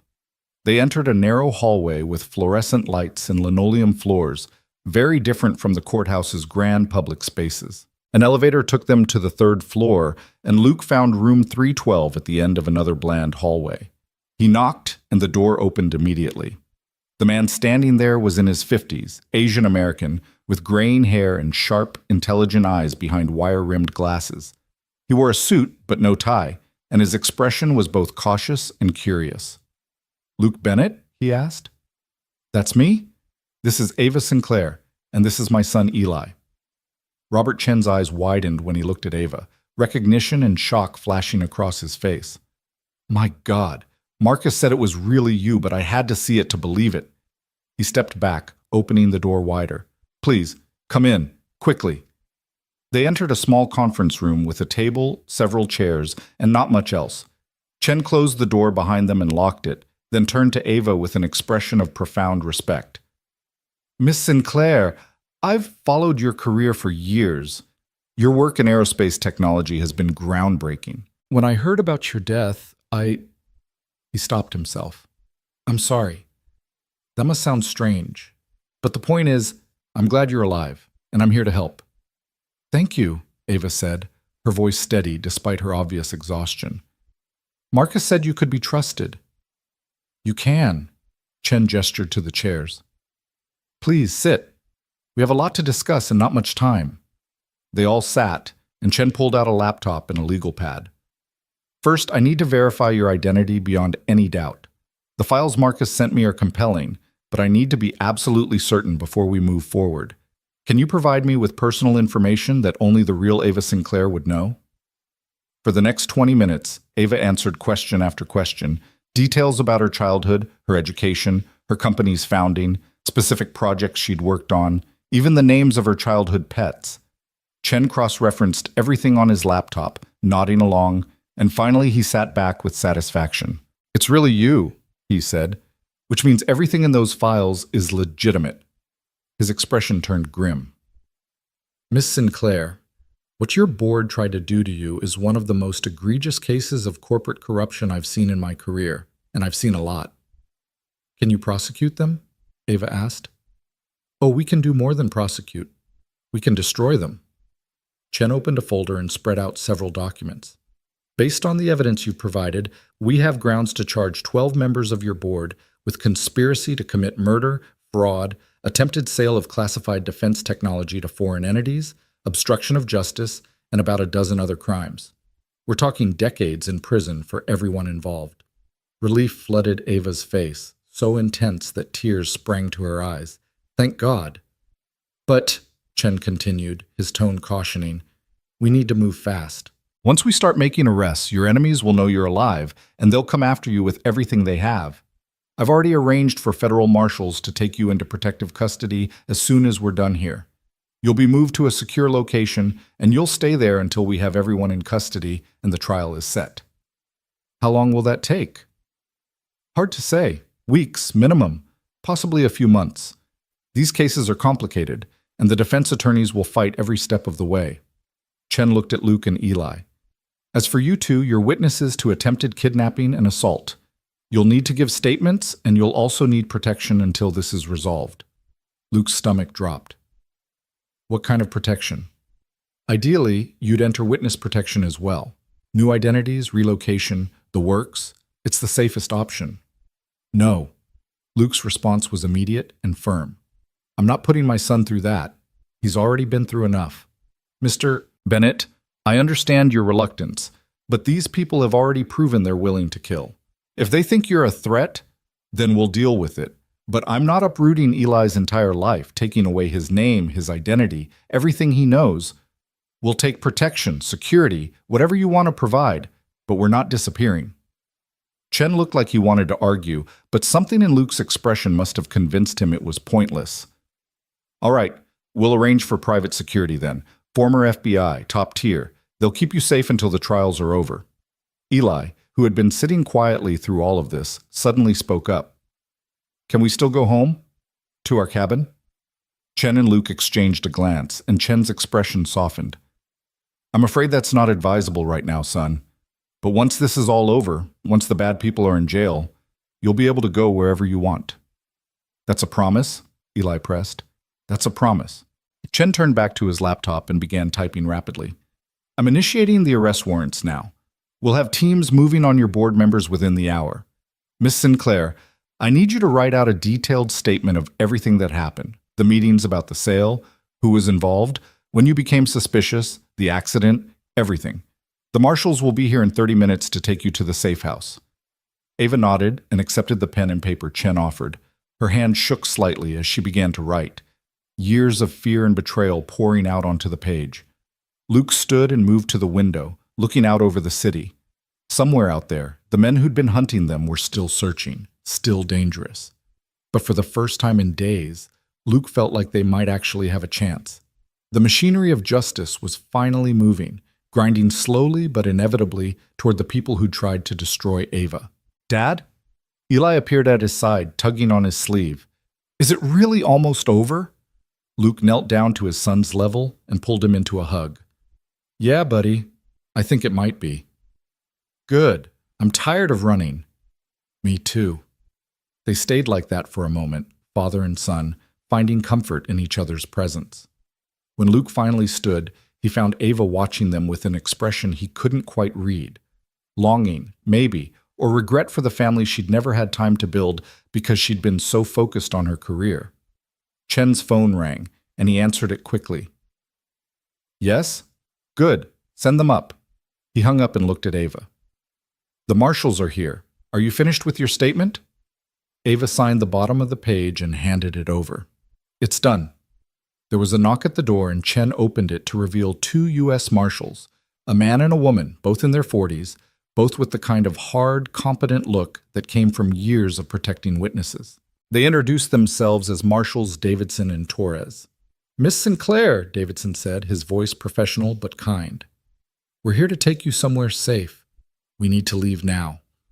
Ava stood, and for a moment she just looked at Luke, her eyes full of things she couldn't say. Then she crossed the room and took his hand. Thank you, she said quietly, for what felt like the 100th time. For saving my life, for protecting me, for believing me when you had no reason to. You don't have to thank me, Luke said, his voice rough. Yes, I do. She squeezed his hand tighter. I wish we'd met under different circumstances. I wish I could have gotten to know you and Eli without all of this chaos and danger. Maybe when it's over, you still can. Something flickered in Ava's eyes. Hope, possibility. But before she could respond, Marshal Torres cleared her throat. Ma'am, we really need to go. Ava nodded and released Luke's hand. She crouched down in front of Eli and smiled. You take care of your dad, okay? He's one of the good ones. I know, Eli said seriously. Are you going to be okay? I am now. Thanks to you two. She stood and looked at Luke one more time. I'll see you at the trial? I'll be there. Then the marshals were leading her away, and Luke watched her disappear down the hallway, feeling like something important had just walked out of his life. Chen was talking to him about security arrangements and safe houses, but Luke barely heard him. His mind was still on Ava, on the way she'd looked at him, on the possibilities that had opened up between them despite the impossible circumstances. Mr. Bennett? Chen's voice cut through his thoughts. Are you listening? Sorry, what were you saying? I was saying that I've arranged for you and your son to stay at a hotel downtown while we work on getting you a security detail. It's not ideal, but it's the best I can do on short notice. You'll check in under false names, and there will be plainclothes officers in the lobby and on your floor. How long do we have to stay there? Until we've made all the arrests and we're confident there's no immediate threat. A few days, most likely. Maybe a week. Luke nodded, though the thought of being cooped up in a hotel room for a week made his skin crawl. But it was better than being dead. Chen handed him a folder with hotel information, contact numbers, and instructions. One more thing. The news is going to break within hours that Ava Sinclair is alive. Once that happens, the media is going to go insane trying to find her, trying to find you. Don't talk to reporters. Don't post anything on social media. Don't do anything that might reveal your location.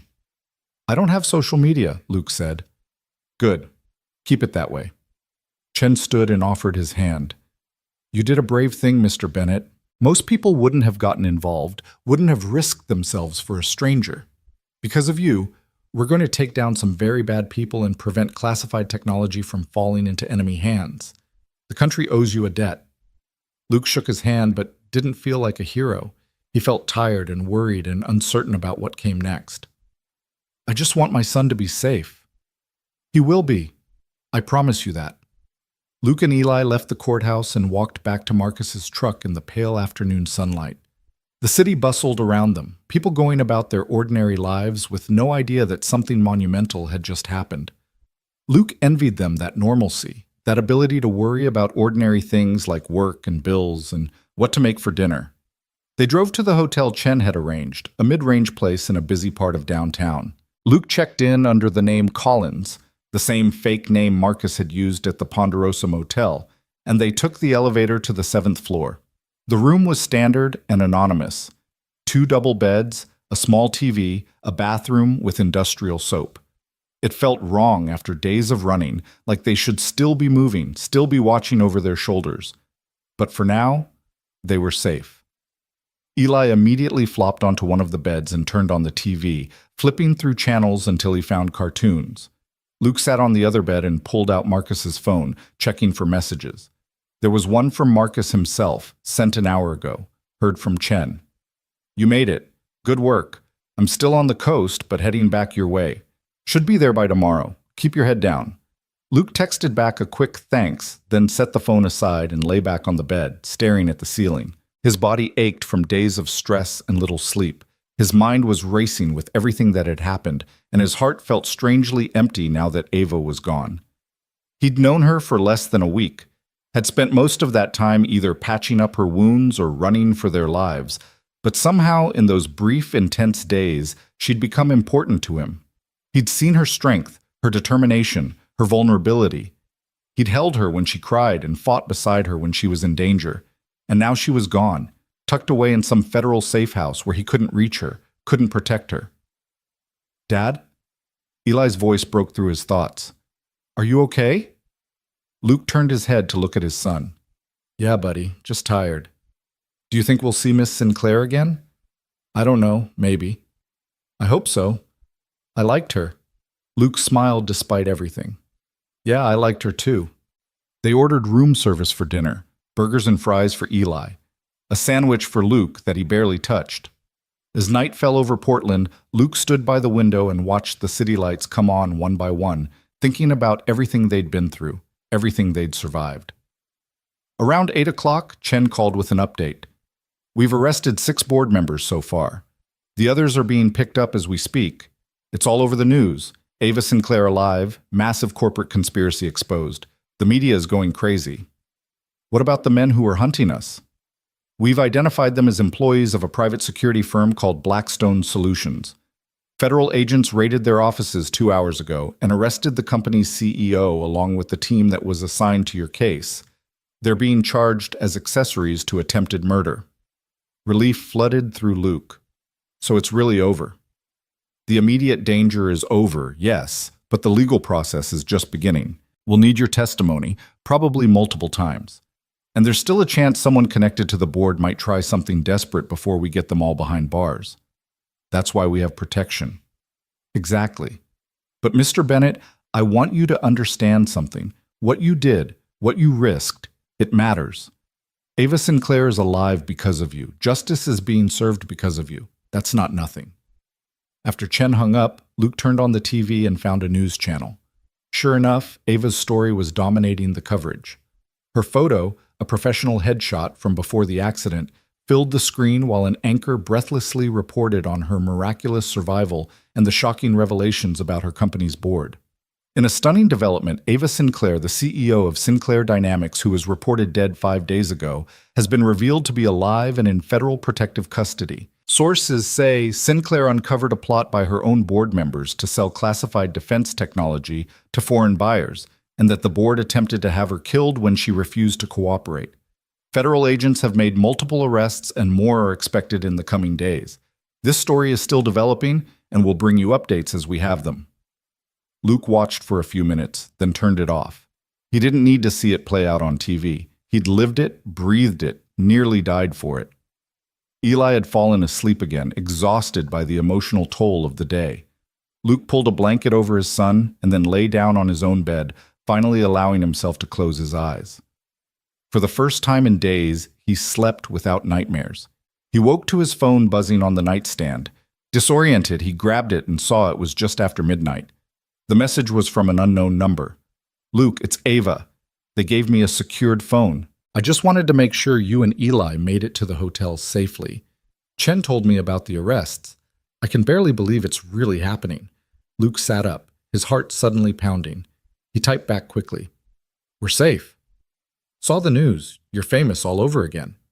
Her response came almost immediately. "Famous for almost getting killed. Not exactly how I wanted to make headlines. But at least the truth is out. How's Eli?" "Sleeping. He's okay. Scared, but okay. He asked about you earlier." There was a longer pause before her next message appeared.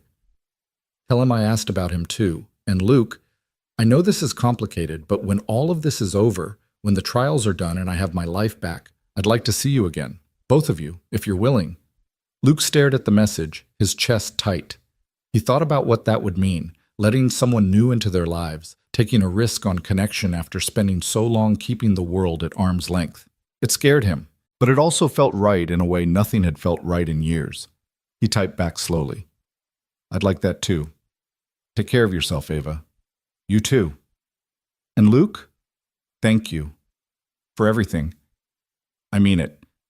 I know. Get some rest." He set the phone down and lay back in the darkness, a small smile on his face. The road ahead was still uncertain, still full of challenges and unknowns. But for the first time since he'd heard that cry in the woods, Luke felt something he'd almost forgotten how to feel. He felt hope. The hotel room became their world for the next 6 days. Luke watched the news obsessively, following each new development in what the media had dubbed the Sinclair scandal. More arrests were made. 14 board members in total, along with executives from Blackstone Solutions and several foreign intermediaries who had been facilitating the illegal sale. The story dominated every news cycle, with talking heads dissecting corporate corruption and questioning how such a conspiracy could have gone undetected for so long. Ava's face was everywhere. Journalists dug up old interviews, analyzed her career trajectory, debated whether she'd been naive or heroic for refusing to cooperate with her board. Some painted her as a victim, others as a crusader. Luke thought both descriptions missed the mark. She was simply a woman who'd refused to compromise her principles, even when it nearly cost her everything. Marcus showed up on the 3rd day, looking tired but satisfied. He brought groceries, clean clothes, and news that the federal prosecutors were building an airtight case. The evidence Ava had compiled was even more damaging than they'd initially thought. Emails discussing not just the sale, but also plans to eliminate her if she continued to be a problem. Financial records showing payments to Blackstone Solutions for what was euphemistically termed security consultation, and recordings of board meetings where members openly discussed treason as if it were just another line item on a quarterly report. "They're going to throw everything they've got at these people," Marcus said, sitting on the edge of Luke's bed while Eli played with a handheld game Marcus had brought him. "Multiple federal agencies are involved now: FBI, SEC, Department of Defense. This is bigger than corporate fraud. This is a matter of national security." "And Ava?" Luke asked. "How's she holding up?" Marcus gave him a knowing look. "She's fine. Frustrated about being cooped up, worried about her company, but fine. She asks about you every time Chen calls with an update." Luke felt heat creep up his neck. "It's not like that." "Sure it's not. Marcus grinned. Luke, I've known you for 15 years. I've never seen you look at anyone the way you looked at her in that motel room. And I saw how she looked at you, too. There's something there. There's gratitude, trauma bonding, that's all. If you say so. Marcus didn't push it further, but his smile suggested he knew better. Anyway, Chen wants you to come in tomorrow for a formal deposition. They need your testimony on record, what you saw at your cabin, the chase at the mall, everything. It'll take a few hours, but it's necessary for building the case. The next morning, Luke and Eli were driven to the federal building in an unmarked car with two plainclothes marshals. The deposition was held in a secure conference room with Chen, two assistant prosecutors, and a court reporter. For 3 hours, Luke recounted everything that had happened, from the moment he'd heard Ava's cry in the woods to the moment he'd handed her over to the marshals.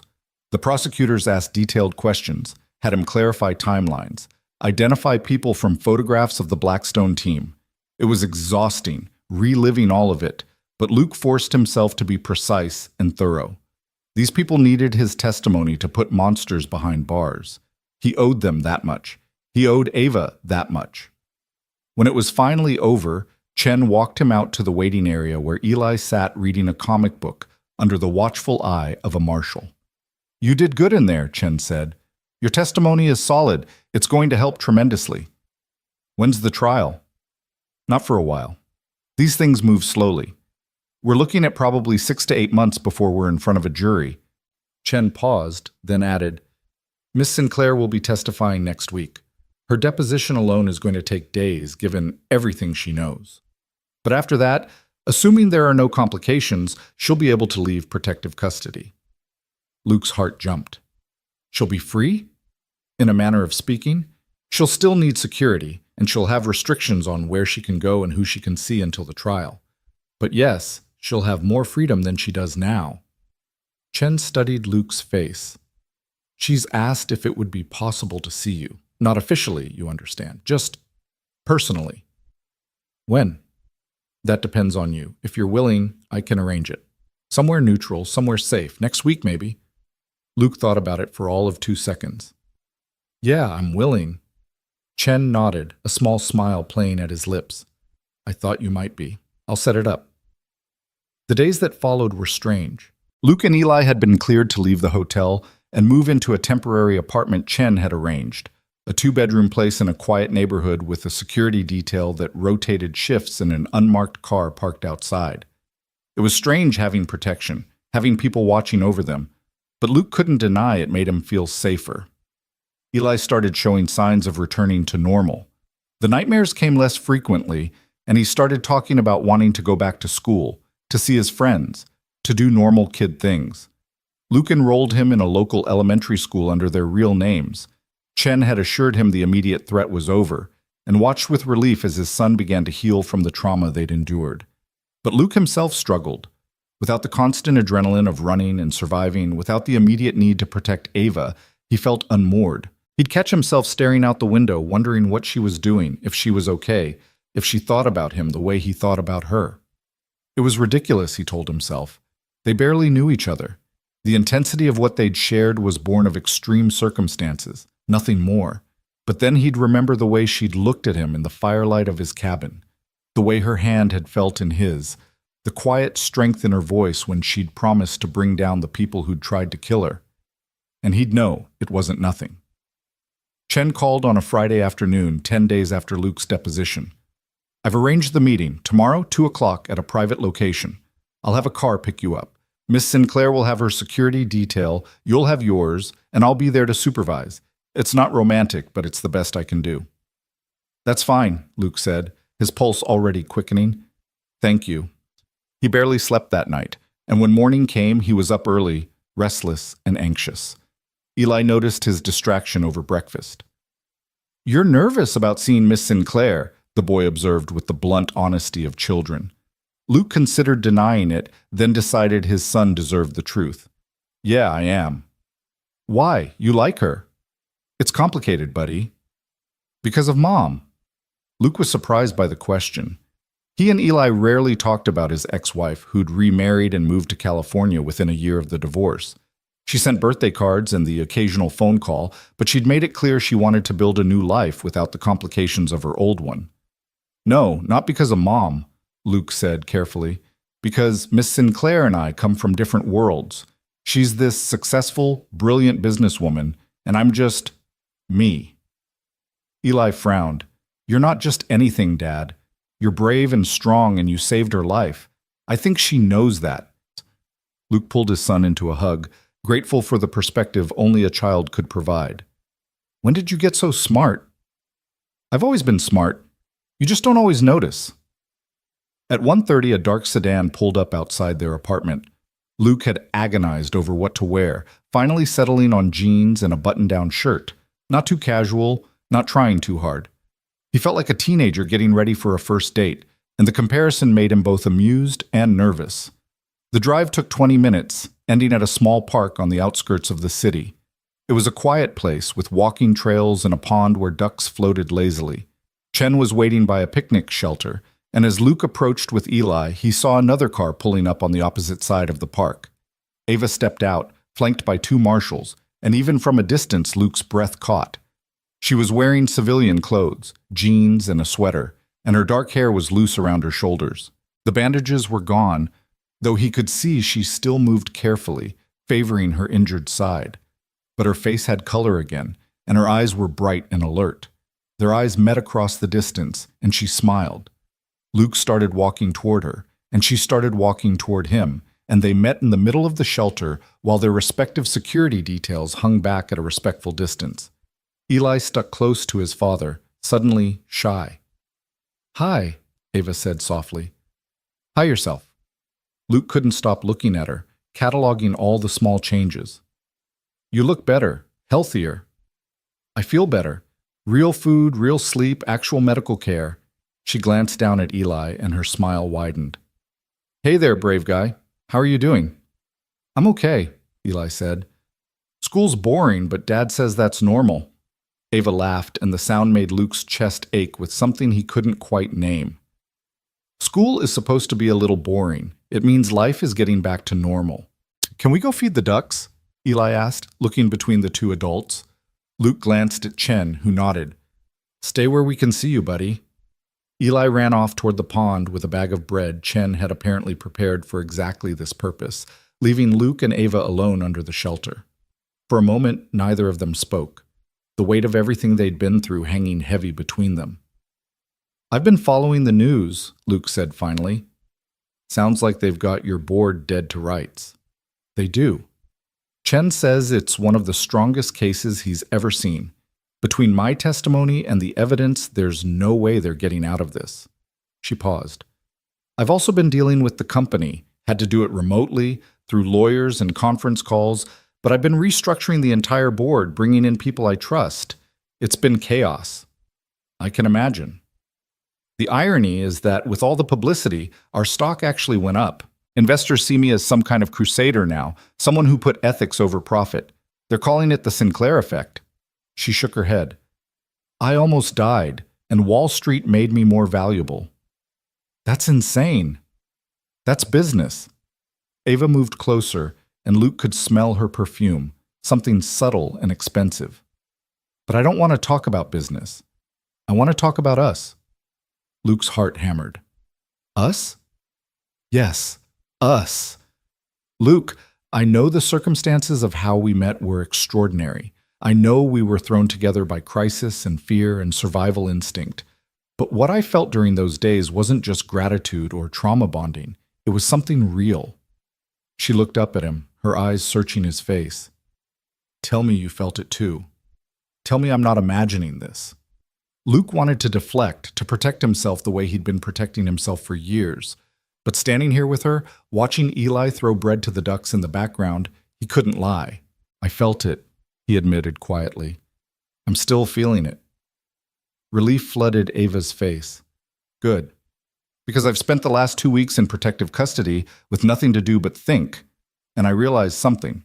I've spent my entire adult life building a company, chasing success, proving myself to people who didn't deserve my loyalty. And in the process, I forgot to actually live. I forgot to build relationships that mattered, to let people in, to be vulnerable. You were vulnerable with me, Luke said.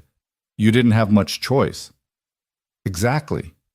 I didn't have a choice, and it was terrifying, but it was also, she struggled for the right word, freeing. For the first time in my life, I wasn't CEO Ava Sinclair. I was just Ava, fighting to survive, dependent on the kindness of a stranger who owed me nothing but helped me anyway. And that stranger turned out to be the most genuine, decent man I've ever met. Luke felt his face heat. I'm not that special. Yes, you are. You just don't see it. She reached out and took his hand, her fingers warm against his. When this is over, when the trial is done and I have my life back, I want to see where this goes. I want to get to know you properly without people hunting us. I want to spend time with you and Eli, maybe figure out what a normal relationship looks like. You sure about that? I come with a lot of baggage. A kid, PTSD, a cabin in the middle of nowhere that may or may not be safe to return to. I like your kid. We'll work through the PTSD together, and I've always liked the mountains.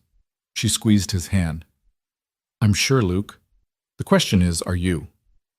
Luke looked over at Eli, who was laughing as ducks fought over the bread he was throwing. He thought about the cabin, about their quiet life before Ava had stumbled into it. That life had been safe but lonely, a holding pattern rather than actually living. Maybe it was time to take a risk. Maybe it was time to let someone in. Yeah, he said, turning back to Ava. I'm sure. She smiled, and it transformed her whole face. Good, then we'll figure it out, one step at a time. They spent the next hour walking around the park, talking about everything and nothing.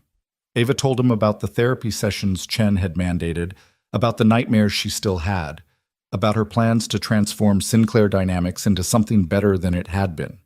Luke told her about Eli's adjustment to his new school, about Marcus visiting regularly, about the strange limbo of waiting for normal life to resume. Eli joined them after a while, walking between them and holding both their hands, chattering about the ducks and a turtle he'd seen. Luke caught Ava's eye over his son's head and saw the softness there, the genuine affection. Whatever this was between them, it was real. It was worth exploring. Too soon, Chen was signaling that their time was up. Security protocols, he explained apologetically. They couldn't stay in one place too long. Luke walked Ava back to her car, neither of them wanting to let go of the moment. At the door, she turned and looked up at him. I'll see you at the trial? She asked. I'll be there. Front row, probably. Good. She stood on her toes and kissed his cheek, her lips soft against his skin. Thank you, Luke Bennett, for everything. Then she was in the car and driving away, and Luke stood watching until the vehicle disappeared around a corner. Eli tugged on his hand. She likes you, Dad. I think she does, buddy. Are you going to marry her? Luke laughed despite himself. Way too early for that kind of talk. But maybe someday. Maybe someday. The months that followed were a strange blend of ordinary and extraordinary. Luke and Eli settled into their temporary apartment, building a routine that involved school, homework, weekend trips to the park. But underlying everything was the knowledge that it was all temporary, all waiting for the trial that would finally close this chapter of their lives. Luke and Ava texted regularly, then started having phone calls that stretched late into the night. They talked about everything, their childhoods, their dreams, their fears, their hopes for the future. Luke learned that Ava had lost her parents in a car accident when she was in college, that she'd built her company partly as a way to honor their memory. Ava learned that Luke had wanted to be a teacher before the Army, that he still loved reading and had a secret talent for woodworking. The relationship developed slowly, carefully, built on a foundation of genuine respect and affection rather than the crisis that had brought them together. And gradually, Luke began to believe that maybe, just maybe, they could make this work. 3 months after the arrest, Chen called with news that the trial date had been set. 6 months from now, in federal court, the United States government versus Marcus Thompson and 13 others. It would be a media circus, he warned, national coverage, protesters, the whole 9 yards, but justice would be served. Luke marked the date on his calendar and told Eli they'd be there, that they'd see Ava again soon. The boy was excited, asking questions Luke couldn't always answer about trials and judges and what happened to bad people when they went to jail. 5 months after the arrest, Ava called with different news. Her voice was excited, almost giddy. Chen says I can leave protective custody early. The marshals will still be around for security, but I can go home, back to my actual house. And Luke, I was thinking... She paused. I was thinking maybe you and Eli could visit before the trial, just for a weekend. I have this huge house that's been sitting empty, and I'd love for you to see it, to spend some real time together without federal agents hovering over us. Luke's heart raced. You sure? That's a big step. I know, but I miss you. I miss both of you. And I think we've waited long enough, don't you? Luke thought about it for maybe 5 seconds. Yeah, we have. 2 weeks later, Luke and Eli drove to Ava's house in the hills outside Portland. It was massive, all glass and modern architecture with views that stretched for miles. Ava met them at the door wearing jeans and an old MIT sweatshirt, looking nothing like the polished CEO from the news and everything like the woman Luke had come to know. She hugged Eli first, lifting him off his feet and making him giggle, then turned to Luke. For a moment they just looked at each other, and then she was in his arms, and everything felt right in a way Luke hadn't experienced in years. They spent the weekend cooking together, watching movies, taking walks through Ava's property. Eli explored like it was Disneyland, marveling at the pool and the game room and the massive library. Luke and Ava stole quiet moments together, talking and laughing and slowly, carefully, letting their relationship deepen into something neither of them had expected but both wanted desperately. On Sunday evening, as they were preparing to leave, Ava pulled Luke aside while Eli was packing his bag. I've been thinking, she said. After the trial, after everything is settled, I want to step back from the company. Not completely, but enough to actually have a life outside of boardrooms and quarterly reports. And I was wondering, she took a breath. I was wondering if you and Eli might consider moving closer. Not necessarily in with me, not yet, but nearby. So we can see where this goes without the distance being an obstacle. Luke felt something loosen in his chest, some knot of fear and uncertainty he'd been carrying. I'd like that. Eli would too. He's been asking when we get to see you again about 100 times a day. Yeah? Yeah. Luke took her hands in his. Ava, I don't know exactly what we're doing here or where it's going to end up, but I know I want to find out. With you. She smiled, and Luke thought she'd never looked more beautiful. That's all I need to hear. The trial began on a gray morning in early October, almost exactly 8 months after Luke had found Ava dying in the woods. The federal courthouse was surrounded by news vans and protesters, some supporting Ava, others bizarrely defending the board members as victims of government overreach. Luke and Eli, flanked by security, pushed through the crowds and into the building. Inside, the courtroom was packed with journalists, spectators, and lawyers. Luke spotted Marcus in the gallery and gave him a nod. Chen was at the prosecution table with his team, looking confident and prepared. And at another table sat the defendants, 14 people in expensive suits, their faces ranging from defiant to terrified. Then Ava entered through a side door, and the room seemed to hold its breath. She wore a dark blue suit and carried herself with quiet dignity, her head high despite the cameras and stares. Her eyes found Luke's in the crowd, and she gave him a small private smile that said everything. The trial lasted 3 weeks. Luke attended every day he could, watching as prosecutors methodically built their case. They presented the emails, the financial records, the recordings. They called witnesses, Ava's former assistants, engineers who'd worked on the classified projects, the CEO of Blackstone Solutions, who'd turned state's witness in exchange for a lighter sentence. And then Ava took the stand. For 2 full days, she testified. She recounted the board meetings, the pressure to sell, the threats that became more explicit as she continued to refuse. She described the night of the accident in harrowing detail, the car chase, the crash, waking up in the woods knowing someone wanted her dead. She talked about Luke, about how he'd saved her life, about how his courage had made it possible for her to be sitting in that courtroom at all. Luke watched her, awed by her composure and strength. She never wavered, never broke down, even when defense attorneys tried to rattle her with aggressive questioning. She was magnificent. When it was Luke's turn to testify, he kept it simple and factual. He described finding Ava, the men who'd come to his cabin, the chases and close calls. He looked directly at the defendants as he spoke, wanting them to see the face of the man who'd ruined their plans. The verdict came on a Friday afternoon.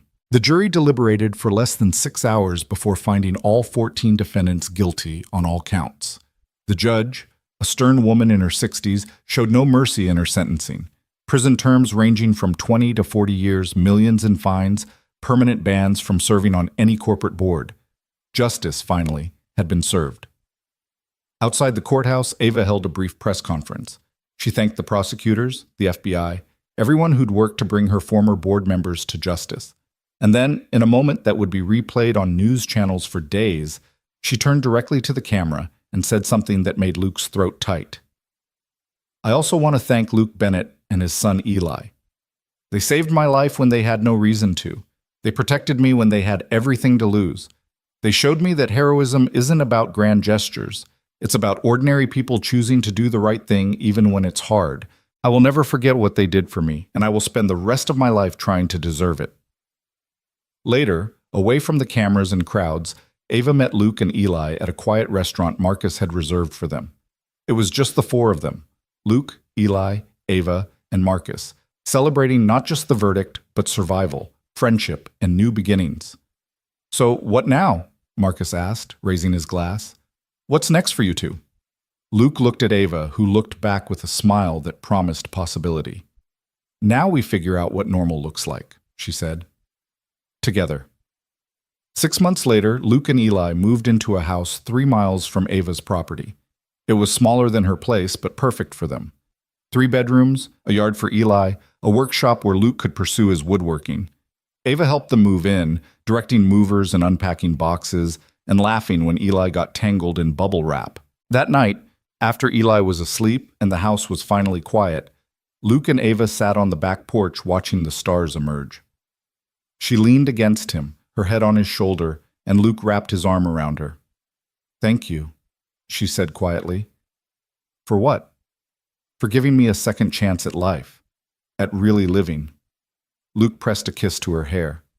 "Thank you for trusting me enough to take it." They sat in comfortable silence, and Luke thought about everything that had brought them here. The cry in the woods, the desperate flight through the night, the moment in the federal courthouse when justice had finally prevailed. It had been terrifying and painful and had nearly cost them everything, but it had also given him something he'd thought he'd lost forever. Hope for a future that held more than just survival, a future built on love and trust and the courage to let someone in. Ava stirred against him. "Luke? Yeah? I love you." The words hung in the night air, simple and true.